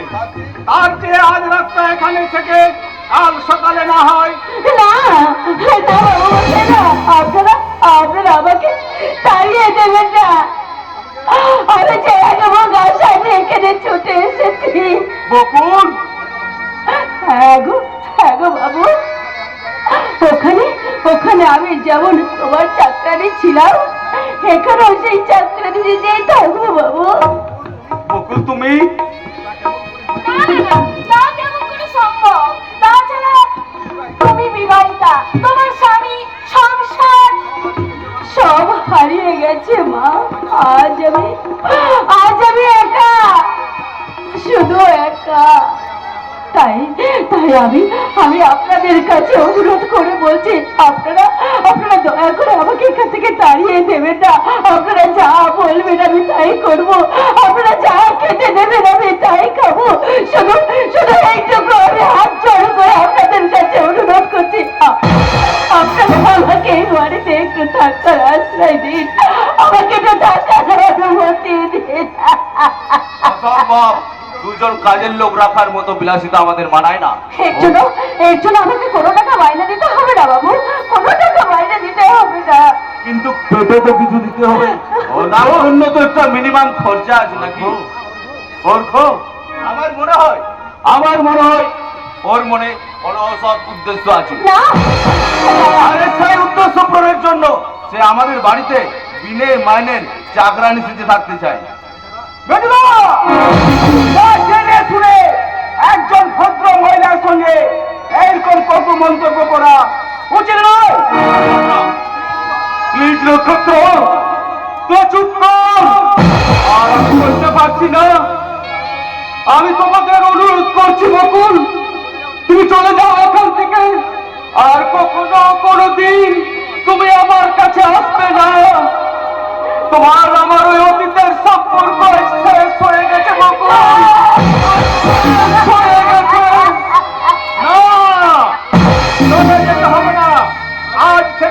বাড়িতে থাকবে। কিন্তু বাবা, কোনো কিন্তু নেই। ওর খাওয়ার জন্য যে টাকা খরচ হবে তা তোর মাইনে থেকে টাকা পাবে না। বাবা, আর ওর উদ্দেশ্য অসৎ কি মহৎ তার বিচার করব আমি।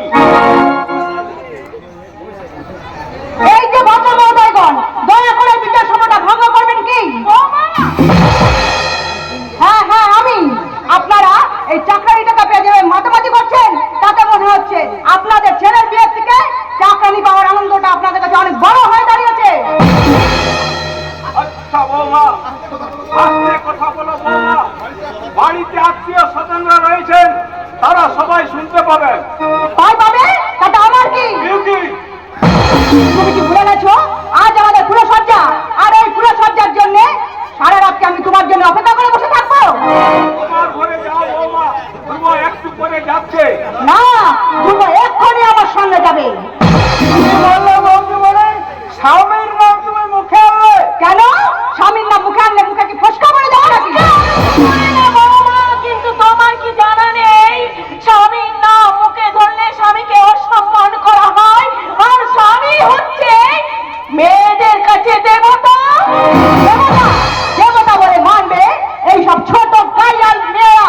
আমার মতো উচ্চ শিক্ষিত মেয়ের কাছে স্বামী মানে তো বন্ধু। চমৎকার বৌমা, চমৎকার। তোমাদের ওই শিক্ষার সিলেবাসের সঙ্গে সঙ্গে বোধ হয় রুচি আর চরিত্রের সিলেবাসটাও তোমরা পাল্টে ফেলেছ। তাই তো তোমার মতো অসংখ্য শিক্ষিত শিক্ষকের পরিচয় তোমাদের কাছে বিচারের ভাবে হয় বন্ধু, আর শ্বশুর শাশুড়ি হয় চাকর বা চাকরানি। বাবা, জানিস ধ্রুব, মৃত্যু শয্যায় শুয়ে শুয়ে আমি স্বপ্ন দেখতাম আমার জীবন বিয়ে হবে, মনের মতো বউ মানবো। আমার কথা রাখতে ধ্রুব বিয়ে করলো, কিন্তু যাকে আনলো সে বৌমা নয়, একটা বউ।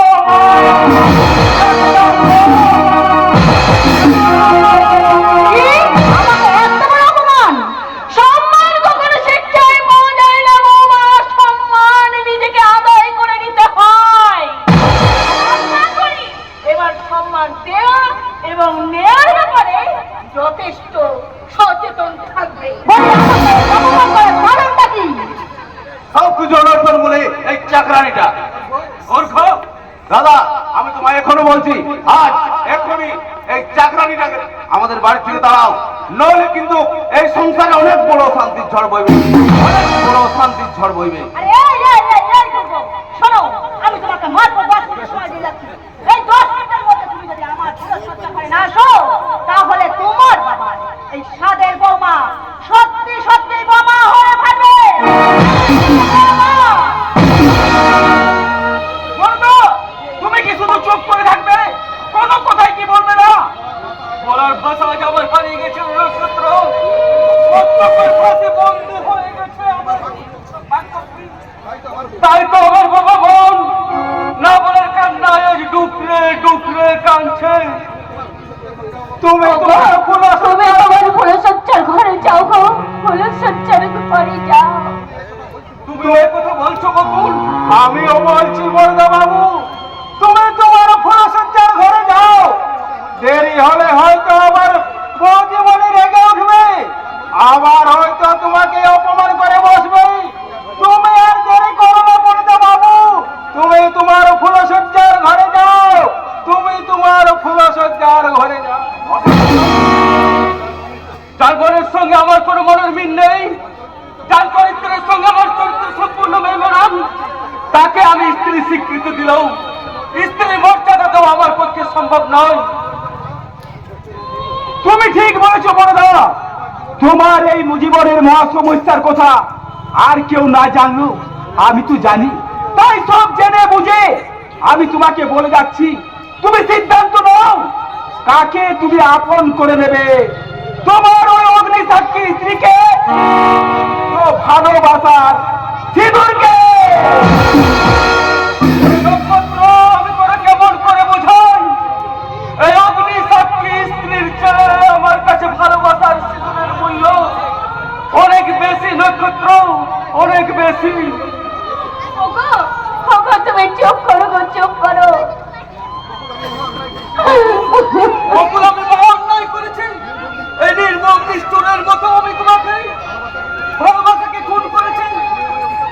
তুমি আমায় অভিশাপ দাও বকুল, তুমি আমায় অভিশাপ দাও। ছি ছি ছি, অমন কথা বলতে নেই গো। তুমি তুমি এখন যাও, তোমার স্ত্রী যে অপেক্ষা করে বসে আছে। আজ যে তোমার ফুলসজ্জা, তাই তো তুমি তোমার ফুলসজ্জার ঘরে যাও গো, ফুলসজ্জার ঘরে যাও। তুমি কি বকুল, নিজের স্বামীকে অন্যের হাতে তুলে দিতে তোমার হৃদয় একটু হাহাকার করছে না? আমি আমি যে তোমার স্ত্রী, তাই তোমার শুভ কাজে আমি যে সাথ দিতে পারি। বকুল, তুমি তুমি ভেবো না গো, তুমি ভেবো না। তোমার আমার সম্পর্ক স্বয়ং ঈশ্বর ছাড়া আর কেউ জানবে না গো, আর কেউ কোনোদিন জানবে না। এখানে এখানে থাকবো আমি সারা জীবন তোমার চাকরানি হয়েই থাকবো গো, চাকরানি। এখন এখন তুমি যাও তোমার ফুলসজ্জার ঘরে। না বকুল, আমি তোমাকে ছেড়ে কখনো আর বিউটির কাছে যাব না। আমার আমার মাথাতে বেরোলো তুমি, আমি আমি তোমার রুটি খাই পড়ি। ওগো তুমি তোমার ফুলসজ্জার ঘরে যাও। তোমার চোখের জল দিয়ে লেখা হোক ওই জীবনে আমার জীবনের নতুন ইতিহাস, তোমার আমার ফুলসজ্জার ইতিহাস। আর আমার মুখ্যটা কান্নার সুর হোক শুনে তোমার ফুলসজ্জার সানাই।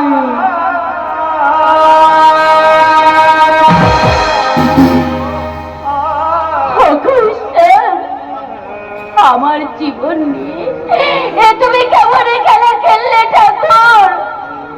আমার জীবন নিয়ে যে তুমি খেলাই খেলবে, তাহলে কেন দিয়েছিলে বিচ্ছের সুখের হাত ছাড়ি? কেন কেন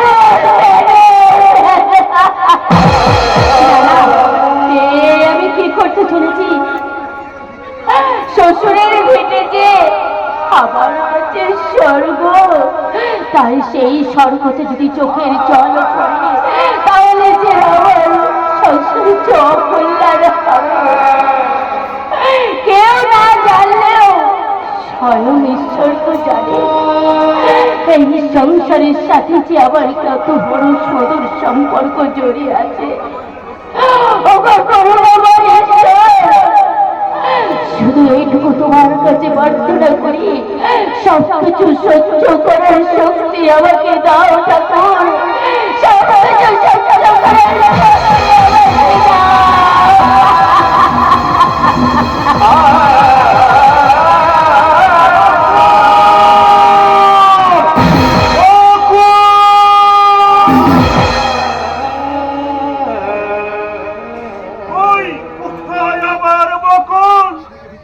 আমি যে ভিতর থেকে স্পষ্ট তার কণ্ঠে বাবা ডাক শুনতে পেলাম। তবে কি আমায় আসতে দেখে সে কাছেই কোথাও লুকিয়ে পড়েছে আমায় অবাক করতে।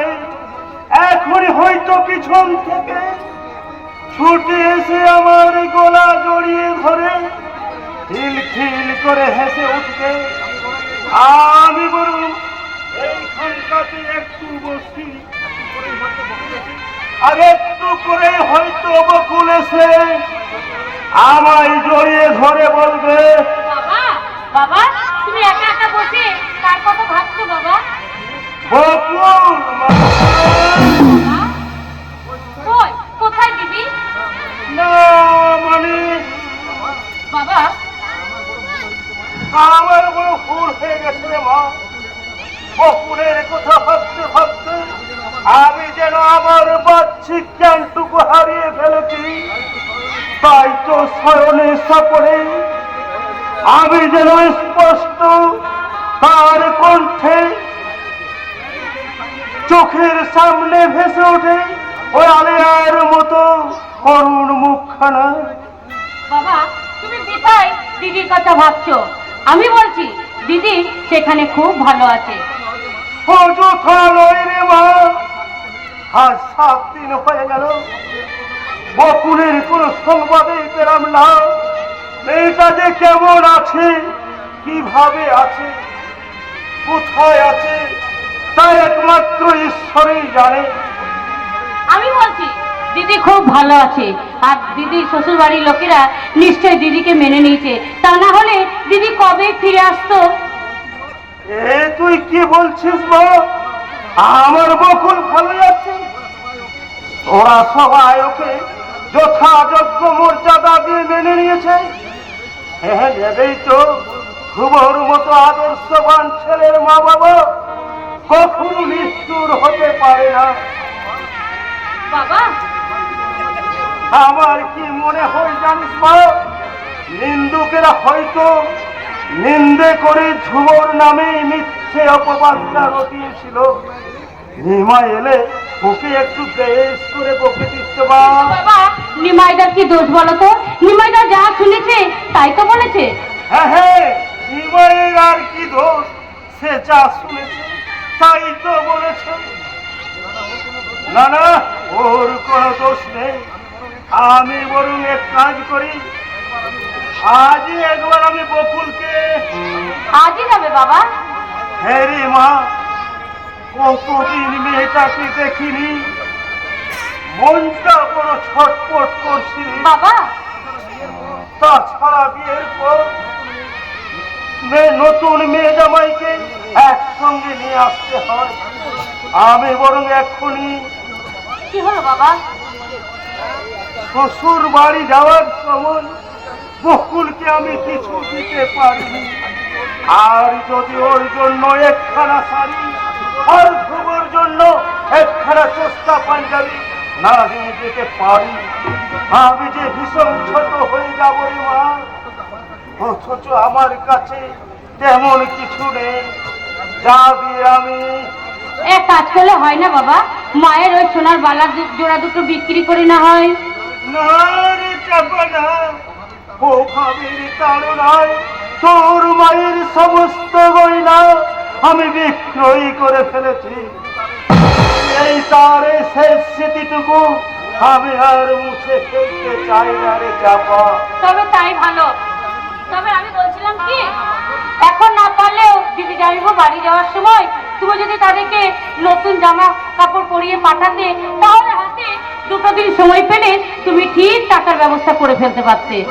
তুই ঠিক বলেছিস রে মা, দুটো দিন হাতে সময় পেলে আমি ঠিক টাকা জোগাড় করে নেব। তাহলে আমি বেরোচ্ছি রে মা। সম্ভব হলে কালে আমি ওদেরকে সঙ্গে করে নিয়ে আসবো, আর নিমাইয়ের হাতে আমি বাজার করে পাঠিয়ে দেবো। তার তুই যেন আগে থেকে রান্না বান্না সবকিছু করে রাখিস, কেমন? তাই হবে বাবা। কি মজা, কি মজা! কতদিন পরে আমার দিদি আমাদের বাড়িতে আসবে, কতদিন পর আবার ধ্রুবদার সঙ্গে দেখা হবে। না না, আর ধ্রুবদা নয়, এবার থেকে আমি জামাইবাবু বলেই ডাকবো। তাই জামাইবাবু এলে আমি বলবো,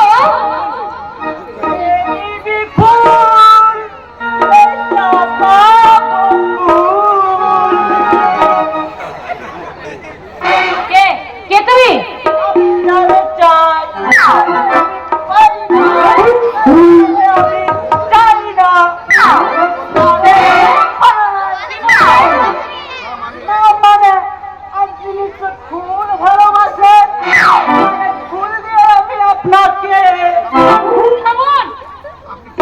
আপনি আপনি কে বলুন তো? আজকে আমার নাম হরিপদ। আমি যাত্রা দলে বিবেকের পাঠ করি। তা আপনি এখানে কেন? আরে লোক মুখে শুনলাম আপনার বাবা নাকি আপনার জন্য এক যোগ্য পাত্রের সন্ধান করছে। তাই আমি নিজেকে যথাযোগ্য পাত্র হিসেবে এই বিবেচনা করি এখানে উপস্থিত হয়েছি। তাই নাকি? হ্যাঁ, হ্যাঁ আগে হ্যাঁ, আমার সুদর্শন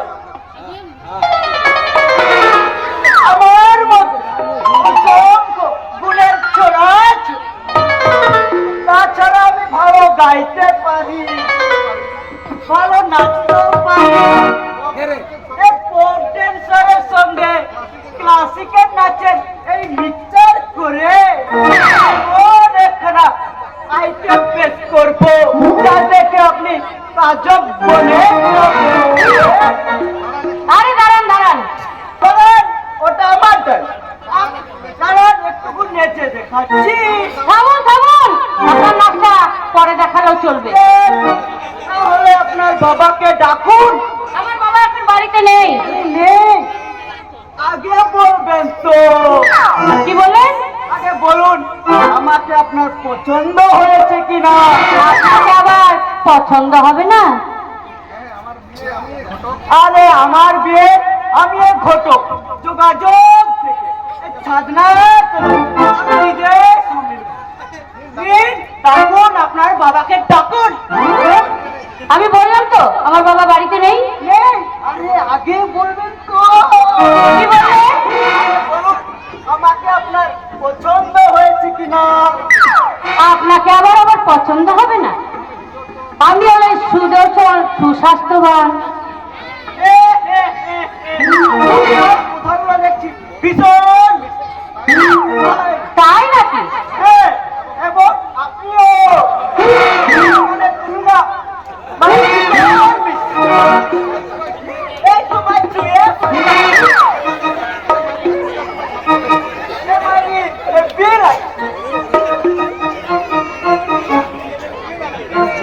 আচ্ছা শুনুন, ওই ফুলটা আমার খোপায় না লাগিয়ে আপনার টিকিটে লাগান। তাই ভালো। হ্যাঁ, এমনিতে এমনিতে আপনার যে মিষ্টি কথাবার্তা, তার উপর মিষ্টি মুখ করালে কথার একেবারে ফুল ঝুড়ি এসে পড়বে। তাহলে আমি আসি বাবা। এবার যেদিন আমি আসবো সেদিন কিন্তু মাথায় টুপুট নিয়ে আসবো। হ্যাঁ, তাই এসো, আর আমি তোমার জন্য মালা গেঁথে রাখবো, একেবারে জুতোর মালা। সুন্দর মালা আমি ফুলের মালা হয়ে গলায় পড়ে নেবো চাপা। তুমি তুমি এসেছো? নেই নেই, আজ আমি তোমার সঙ্গে আসনায় করতে আসিনি চাপা, এসেছি আমার ইনকাম নিয়ে এই শূন্য হৃদয় দিলটাকে ভরিয়ে নিতে। চুন্না বাবু, আমি জানি আমার মতো বদনসিব কখনো তোমার প্রেমে দিলে চিরাগ জ্বালাতে পারে না, আমার মতো বদনসিব কখনো তোমার দিলে আসন পেতে পারে না। ফির সারি জিন্দগি আমি তোমাকে অন্যের ভাবে খোয়াব দেখে যাবো চাপা। চুন্না বাবু আপনি ফিরে যান, চুন্না বাবু ফিরে যান। আপনি আপনি প্লিজ এখান থেকে চলে যান, চুন্না বাবু চলে যান। তোমাকে দোয়া ঘোরা দেখার চান্সটা আমায় দেবে না চাপা। আমি আমি দুঃখিত চুন্না বাবু। বেশ, তোমার দুঃখের কারণ হয়ে আমি ফির কবে তোমার সামনে আসবো না, সির্ফ দূর থেকে তোমাকে দোয়া ভরে দেখে যাব। তাই করো। আর একটা বাচ্চা বা তোমার সুখের দিনে হয়তো আমাকে ইয়াদ হবে কিনা তা জানি না, লেকিন দুঃখের দিনে যদি আমার কথা কখনো ইয়াদ হয় তুমি আমার কাছে এসো, আমি জিন্দগি ভর তোমার পথে রইবো। চুন্না, হ্যাঁ, বাতো কি বাত, তুমি বলতো জানো না যে আমি একটি চাকরি পেয়েছি। তুমি চাকরি পেয়েছো চুন্না বাবু? হ্যাঁ, এবং আমাদের অফিসে একটি লেডি কাকের পোস্ট খালি আছে। তোমার চাকরি করা মর্জি হলে তুমি আমার সঙ্গে যেতে পারো। সত্যি সত্যি আমি চাকরি পাবো চুন্না বাবু? হবে কি তা উপরবেলা মালুম, লেকিন বসকে আমি তোমার সব কথা বলেছি। বস বলেছে ইন্টারভিউতে পাস করতে পারলে চাকরি জরুর হয়ে যাবে। ইন্টারভিউতে পাস করতে পারলে আমার চাকরি হয়ে যাবে, কিন্তু এত সুখ কি আমার কপালে সইবে? ফির কেউ কিন্তু বলছে চাপা, তোমার সামান্যটুকু উপকার করতে পারলে নিজেকে আমি বহুত বহুত কৃতজ্ঞ মনে করব। তোমার বাবা করে তুমি রাজি করে রাখো, আমি আমার টাইম মতো আসবো। কেমন? আজ তাহলে চলি, গুড বাই। ইন্টারভিউতে পাস করতে পারলেই আমার চাকরি হয়ে যাবে, কিন্তু এত সৌভাগ্য কি হবে আমার? কিন্তু কিন্তু বাবা যদি আমাকে আপত্তি করে, চাকরি যদি করতে না দেয়, না না, আমি বাবাকে যেমন করে হোক বুঝিয়ে আমি রাজি করব, চাকরিটা আমি নেবই নেব। কি বলবে চাপা? না না, মানে আমি, আচ্ছা আচ্ছা নক্ষত্রদা, আমি যদি কোনোদিন চাকরি পেয়ে যাই, তোমার জীবনের রং হয়তো আরো নতুন করে বদলে যাবে, নতুন কোন শিল্পী হয়তো আরো সুন্দর করে রাঙাবে তোমার এই মনের আকাশ। আর সেই মনের আকাশ থেকে এই অভাগা নক্ষত্র একটু একটু করে দূরে মিলিয়ে যাবে। আমার আধার মনের আকাশে একটাই শুধু নক্ষত্র উঠেছে, সেই নক্ষত্র যদি হারিয়ে যায় তাহলে তাহলে আমি যে আর বাঁচবো না, আমি যে তিলে তিলে শেষ হয়ে যাব। আমি অন্ধকারে হারিয়ে যাব নক্ষত্রদা। চাকরি ক্ষেত্রে আজ আমি তোমায় বাধা দেব না, কিন্তু কিন্তু যেদিন তুমি আমার সঙ্গে ঘর বাঁধবে সেই দিন হবে তোমার চাকরির জীবন ছুটি। নক্ষত্রদা, তুমি তো নারী, চাকরি করা তো তোমার মারায় না। যদিও আজকের দিনে নারীরা সমান তালে পুরুষদের সঙ্গে পাল্লা দিচ্ছে, তবুও আমার কথা সম্পূর্ণ আলাদা।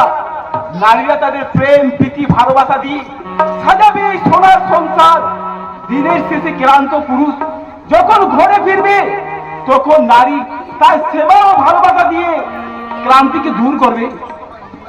আমার আমার অন্যায় হয়ে গেছে নক্ষত্রদা, আমার অন্যায় হয়ে গেছে। আমার প্লেয়ার ভুল হতে পারে, কিন্তু কোনো অন্যায় হতে পারে না। আচ্ছা যাবো, এতদিন পর আমি তোমাদের বাড়িতে এলাম, তুমি তো জিজ্ঞাসা করলে না কেন তোমাদের বাড়ি এসেছি। সত্যি তো, আজ তোমার বাড়িতে দাদা বৌদিকে নিয়ে হাসির হাট বসেছে, আর তুমি সেই হাসির হাট ছেড়ে দিয়ে এই কান্না ভরা তেপান্তরের মাঠে কেন এসেছো নক্ষত্রদা? এসেছি তোমার বাবার সঙ্গে কিছু কথা বলতে। কিন্তু বাবা তো বাড়িতে নেই সে নক্ষত্রদা। কি কথা? বাবা তো একটু আগে তোমাদের বাড়িতে তার মেয়ে জামাইকে আনতে গেছে।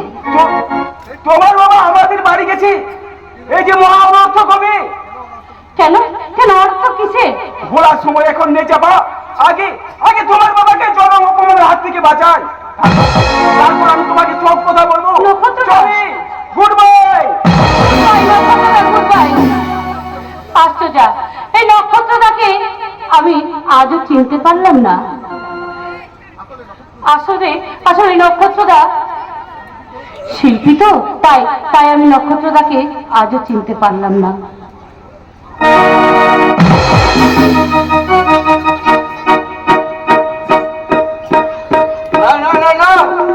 আর ডাকরুমে আমি আর থাকবো না। কিশোরা খাবার দিয়ে যাবার সময় এই তোর ভুল করে দরজাটা খোলা রেখে গিয়েছিল, তাই সেই সুযোগে আমি এই মধ্য ঘরটার থেকে পালাতে হবে। কিন্তু এই নরকুণ্ড থেকে কোন দিকে পালাবো? নইলে ওরা যে আমাকে বাঁচতে দেবে না। কিন্তু কোন দিকে পালাই? সদর দরজা দিয়ে যদি কারো নজরে পড়ে যায়, না না না, আমি বড় পেছনে দরজা দিয়ে।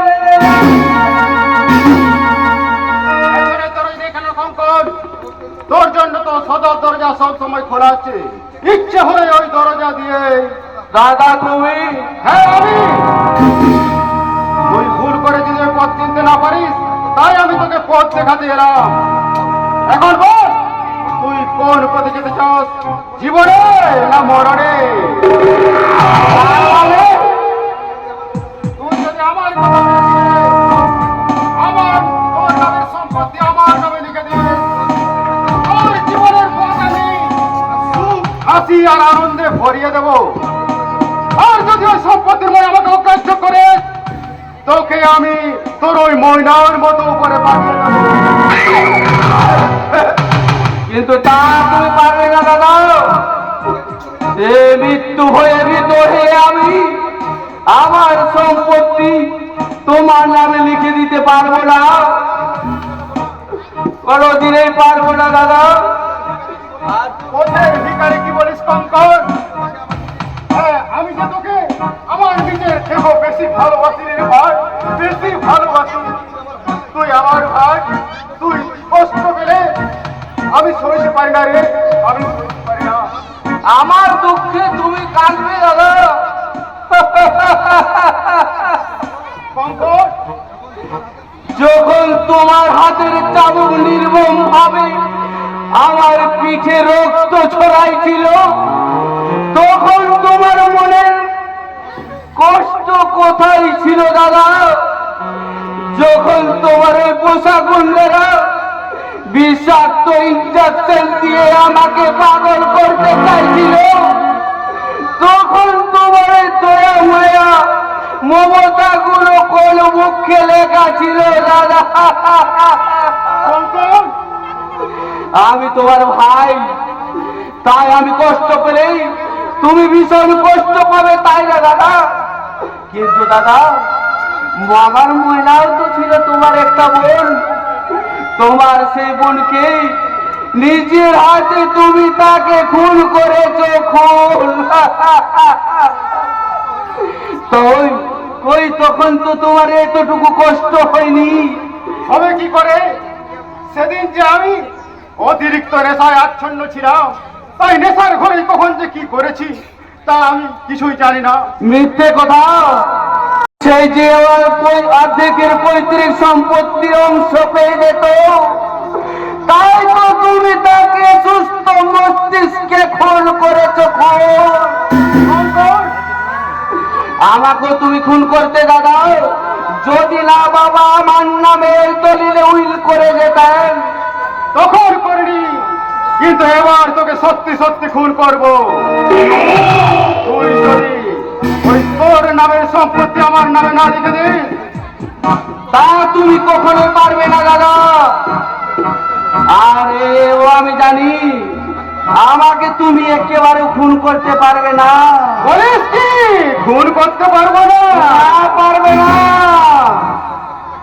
ওই উইলে স্পষ্ট ভাবে লেখা রয়েছে যে আকস্মিক ভাবে যদি আমার মৃত্যু হয়, আমার নামের সম্পত্তিটা সরকারের বাজেয়াপ্ত হয়ে যাবে। তাই তুমি আমাকে একেবারে খুন করতে পারবে না দাদা। তুই তোর অন্ধবিশ্বাস নিয়ে পড়ে থাক কঙ্কন, আর আমি তোর অন্ধবিশ্বাসকে চ্যালেঞ্জ করে বলছি, যে কোনো প্রকারে হোক ওই তোর নামের সম্পত্তি আমার নামে লিখে নেবই নেব।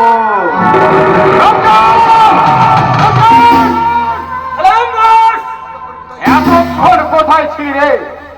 ওই পাগলটা ওর রুম ছেড়ে বাইরে এসে এখানে পাগলামি করছে, আর তোরা নাকি নাকে তেল দিয়ে ঘুমোচ্ছে। না না, মানে ওর ঘরের দরজা তো বাইরে থেকে বন্ধ করা ছিল, তাহলে বাইরে এলো কি করে? হ্যাঁ, নিশ্চয় কেউ দরজা খুলে দিয়েছে।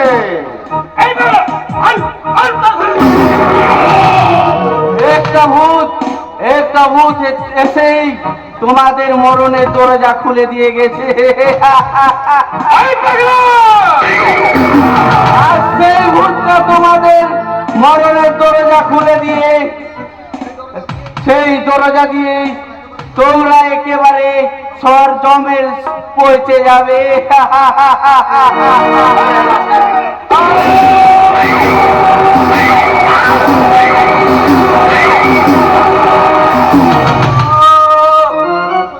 তোর পাগলামো সহ্য করার মতো ধৈর্য আমার আর নেই। বাধ্য ছেলের মতো এই দড়িটাতে একটা সই করে দে তো। সই। এই সইটা করে দিলে বস্তুকে রাজা ভালো রাখবে।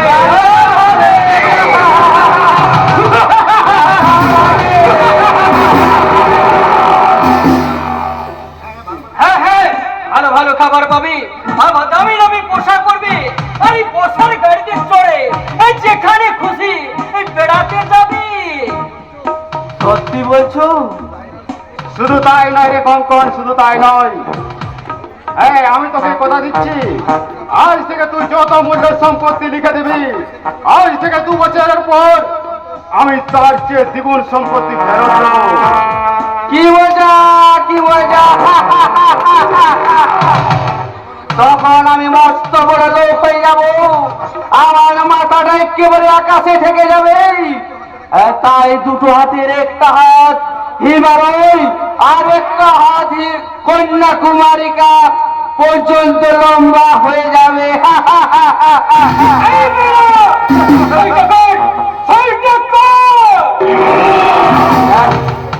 এই সহজ কথাটা এতদিন আমি বুঝতে পারিনি বলেই আমার এত দুর্গতি। আর আমি অমত করবো না দাদা। দাও দাও, এই তোমার ওই দলিলটাতে সই করে দিয়ে একটা আমি মস্ত বড় লোক হয়ে যাই। হ্যাঁ, আমার আজ কি মনে হচ্ছে জানিস কঙ্কন? দাদা হ্যাঁ, এই ক্রিকেটের ভাই না হলো তুই যে আমার কত বড় আপন। দাদা দে ভাই, এই নদীটাতে একটা সত্য করে সই করে দাও ভাই। একটা সই, মাত্র একটা সই। আমার অনেক সুখ, অনেক আনন্দ আর এনে দিবে মস্ত বড় লোকমান স্বপ্ন। এই বেরো, সই কর। হ্যাঁ হ্যাঁ সই করছি। এই যে এই আমি সই করলাম।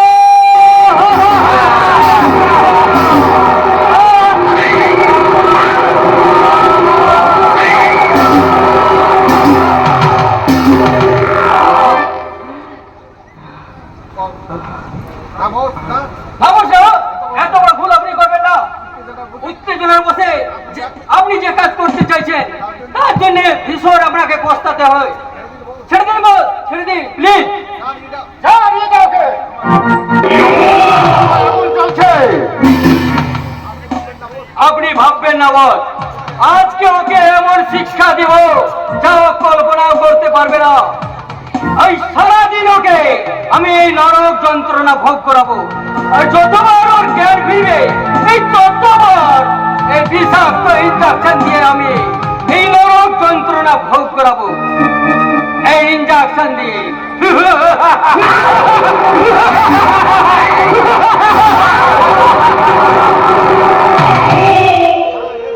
না হয়েছে তোমরা আমায় খুন করো পশুর দল, আমি হাসি মুখে মৃত্যুকে বরণ করে নেব।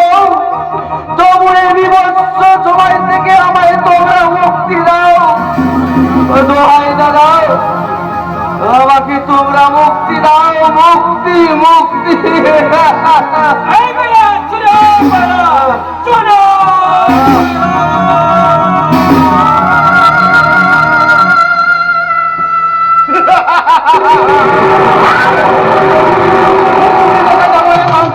মুক্তি তোকে দেব।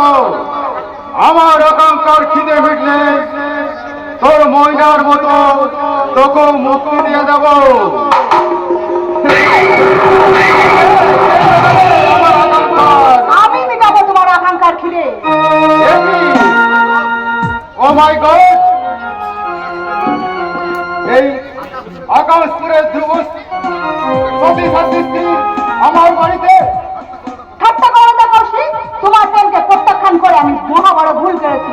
ওই পূর্ব গাঙ্গুলি রক্ত মাংসে গড়া একটা মানুষ নয়, তার কামনা বসায় একটা পাথর, তার সেই পাথরকে ভেঙে চুরমার করেছে। তাই আমি তোমার সাহায্য, কিভাবে আমি তোমাকে সাহায্য করতে পারি বলো। কিন্তু কিন্তু কিভাবে কিভাবে তোমাকে সাহায্য করতে পারি? বলবো বলবো, তবে এইখানে নয়, ওই নির্জল নিরানয় স্থানে। যোগী, ঘাটা ফুটেছে আমারই বড় লেগেছে, মাছের কাটা নাই, খোপারি কাটা নাই, কাটা নাই, এ বুকে প্রেম সুতা ফুল মেরেছে। বাবারে বাবারে বাবারে বাবারে বাবারে বাবারে ঘাটা ফুটেছে।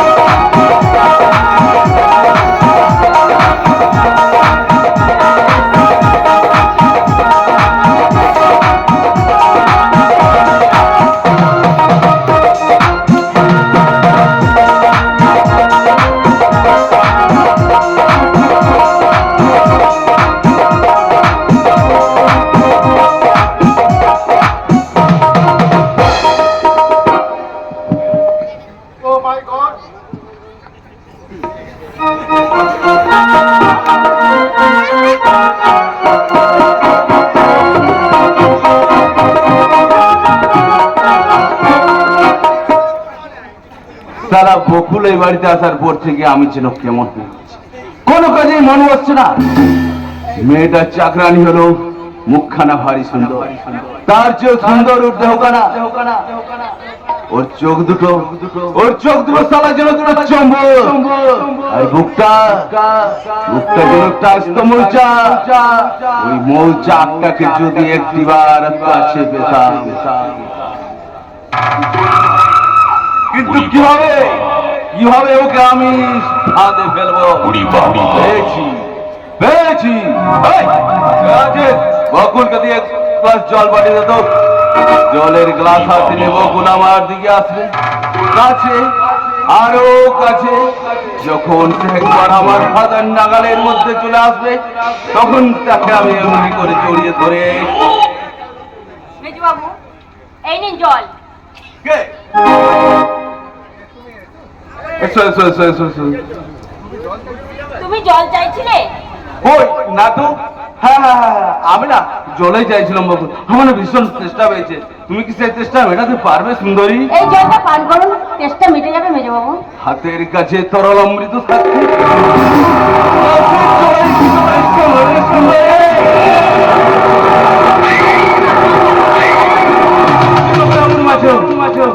আনন্দ সাত বাজে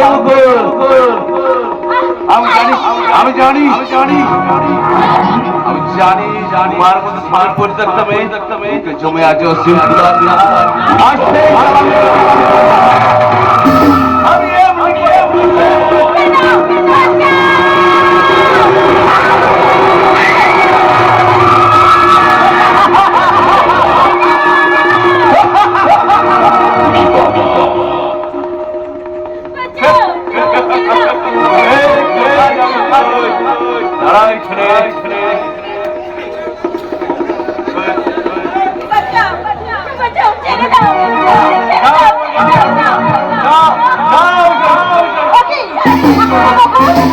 তোমরা এখানে? তুমি এসেছো বৌদি, তুমি না এলে এই নষ্ট হয়ে না আমাকে এতক্ষণে। কি হচ্ছে ঠাকুরপো? আমি বেশ কয়েকদিন ধরে লক্ষ্য করছি, কারণে বকুল আমার ঘরে আছে, হেলো কথা বলে। হাত আমি ভালো মানুষ, তাই সব বুঝে না বুঝার ভান করে থাকি। মেজবাবু আজ আমার ঘরে জল দিতে এসে অশ্লীল ইঙ্গিত করে বসল। আমি রাজি না হওয়াতে সে আমাকে জোর করে ধরে চিৎকার করে। তারপর ভালো মানুষ সাজতে বাঁচাও করে চিৎকার শুরু করে দিল। মেজবাবু বাহ, চমৎকার মেজবাবু, চমৎকার। তোমার মতো চরিত্রবান সাধু পুরুষ এই আমি জীবনে প্রথম দেখলাম। বকুল পরের মেয়ে চাকরানি, তাই হয়তো তোমার ওই সাধুতার মুখোশে ঢাকা ওই স্বরূপটা প্রকাশ করতে পারলো না। কিন্তু মনে রেখো মেজবাবু, ভগবানের চোখে ফাঁকি দিয়ে তোমার এই বিকৃত মনের পরিচয়ের স্বরূপটা কখনো তুমি ঢেকে রাখতে পারবে না। ছোট লোকের মেয়ে হলেও আমার চরিত্রের মূল্য কিন্তু তোমার চরিত্র থেকে অনেক বেশি পৌঁছান। তাই এই খোলা বাজারে আমার চরিত্রটাকে তুমি বিক্রি করতে চেও না বৌঠান, বিক্রি করতে চেও না। চাকরানির এত বড় অহংকার, আজ এই ওকে আমি বাড়ি থেকে দাঁড়াবো। ওরা কি দোষটা করবো? আসল দোষী কে জানো? আপনাদের অক্ষমতা, আপনাদের অপদার্থতা। কি অ্যাডভোকেট অর্ঘ গাঙ্গুলি এসে গেছেন? ঠাকুরপো, উনি আমার রাঙাদা। মনে মনে আমি রাঙাদা বললেও আমি নিজের মায়ের পেটের ভাইয়ের মতো দেখি। বুঝলাম, কিন্তু প্রথম আলাপের দিনে উনি আমাকে অক্ষম অপদার্থ বলে ঠাট্টা করলেন কেন? ওটাই আমার স্বভাব, যত প্রিয় কথাই হোক না কেন, কারণ আমি সত্য ছাড়া মিথ্যা কবু করি না। কি হলো ঠাকুরপো, তুমি কি রাঙাদার কথাগুলো বুঝতে পারছো না, নাকি বুঝার চেষ্টা করছো? না বৌদি না, তোমার রঙাদার কথাগুলো আমি একটাও বুঝতে পারছি না। আপনি ভীষণ বোকা ভাই, ভীষণ বোকা। হ্যাঁ, আপনি শুনেছিলাম কলকাতা ইউনিভার্সিটি থেকে ল পাস করে এসেছেন। হ্যাঁ, করেছিলাম তো। আপনি যদি দেখতে চান তাহলে সার্টিফিকেট গুলো আপনাকে দেখাতে পারি। না, দরকার নেই। আমি দেখতে চাই আপনার কর্মদক্ষতা, আপনার এলেন। তার মানে মানেটা মুখে বলবো না, কলকাতার অফিসে গেলেই জানতে পারবেন। মাই সুইট সিস্টার বিউটি, বলো দাদা। আগরের ছোট মেজ ঠাকুরকে বলে দাও ও যেন আমার অফিসে সেখানেই দেখা করে ওর সঙ্গে আমার বোঝাপড়াটা চুকিয়ে নেব।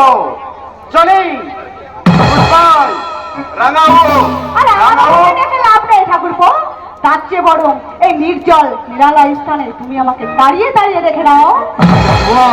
পিছু আমার গায়ে কামড় দিল রে,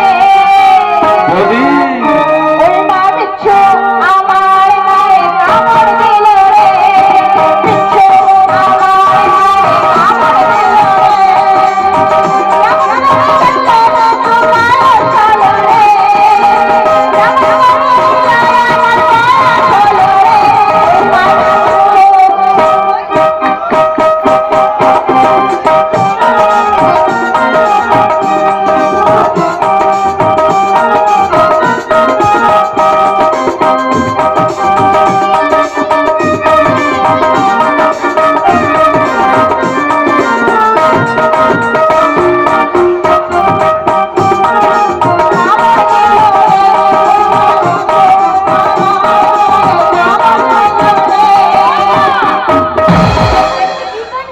বৌমা, এইসব গান বোঝার মতো বয়স আপনার নেই মা।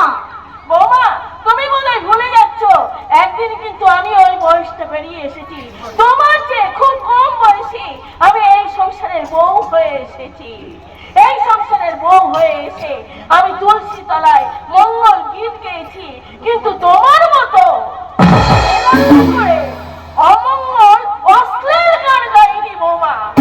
মা আপনি সংযত হয়ে কথা বলুন, না হলে কিন্তু শাশুড়ি বলে আপনাকে আমি রেহাই করে কথা বলবো না। বৌদি তো ঠিক কথাই বলেছে। পরের মেয়ে বলে বৌদিকে তোমরা যা বল তাই বলে অপমান করবে, তার চাল চলন নিয়ে বিদ্রুপ করবে, এটা কিন্তু ভারী অন্যায় মা।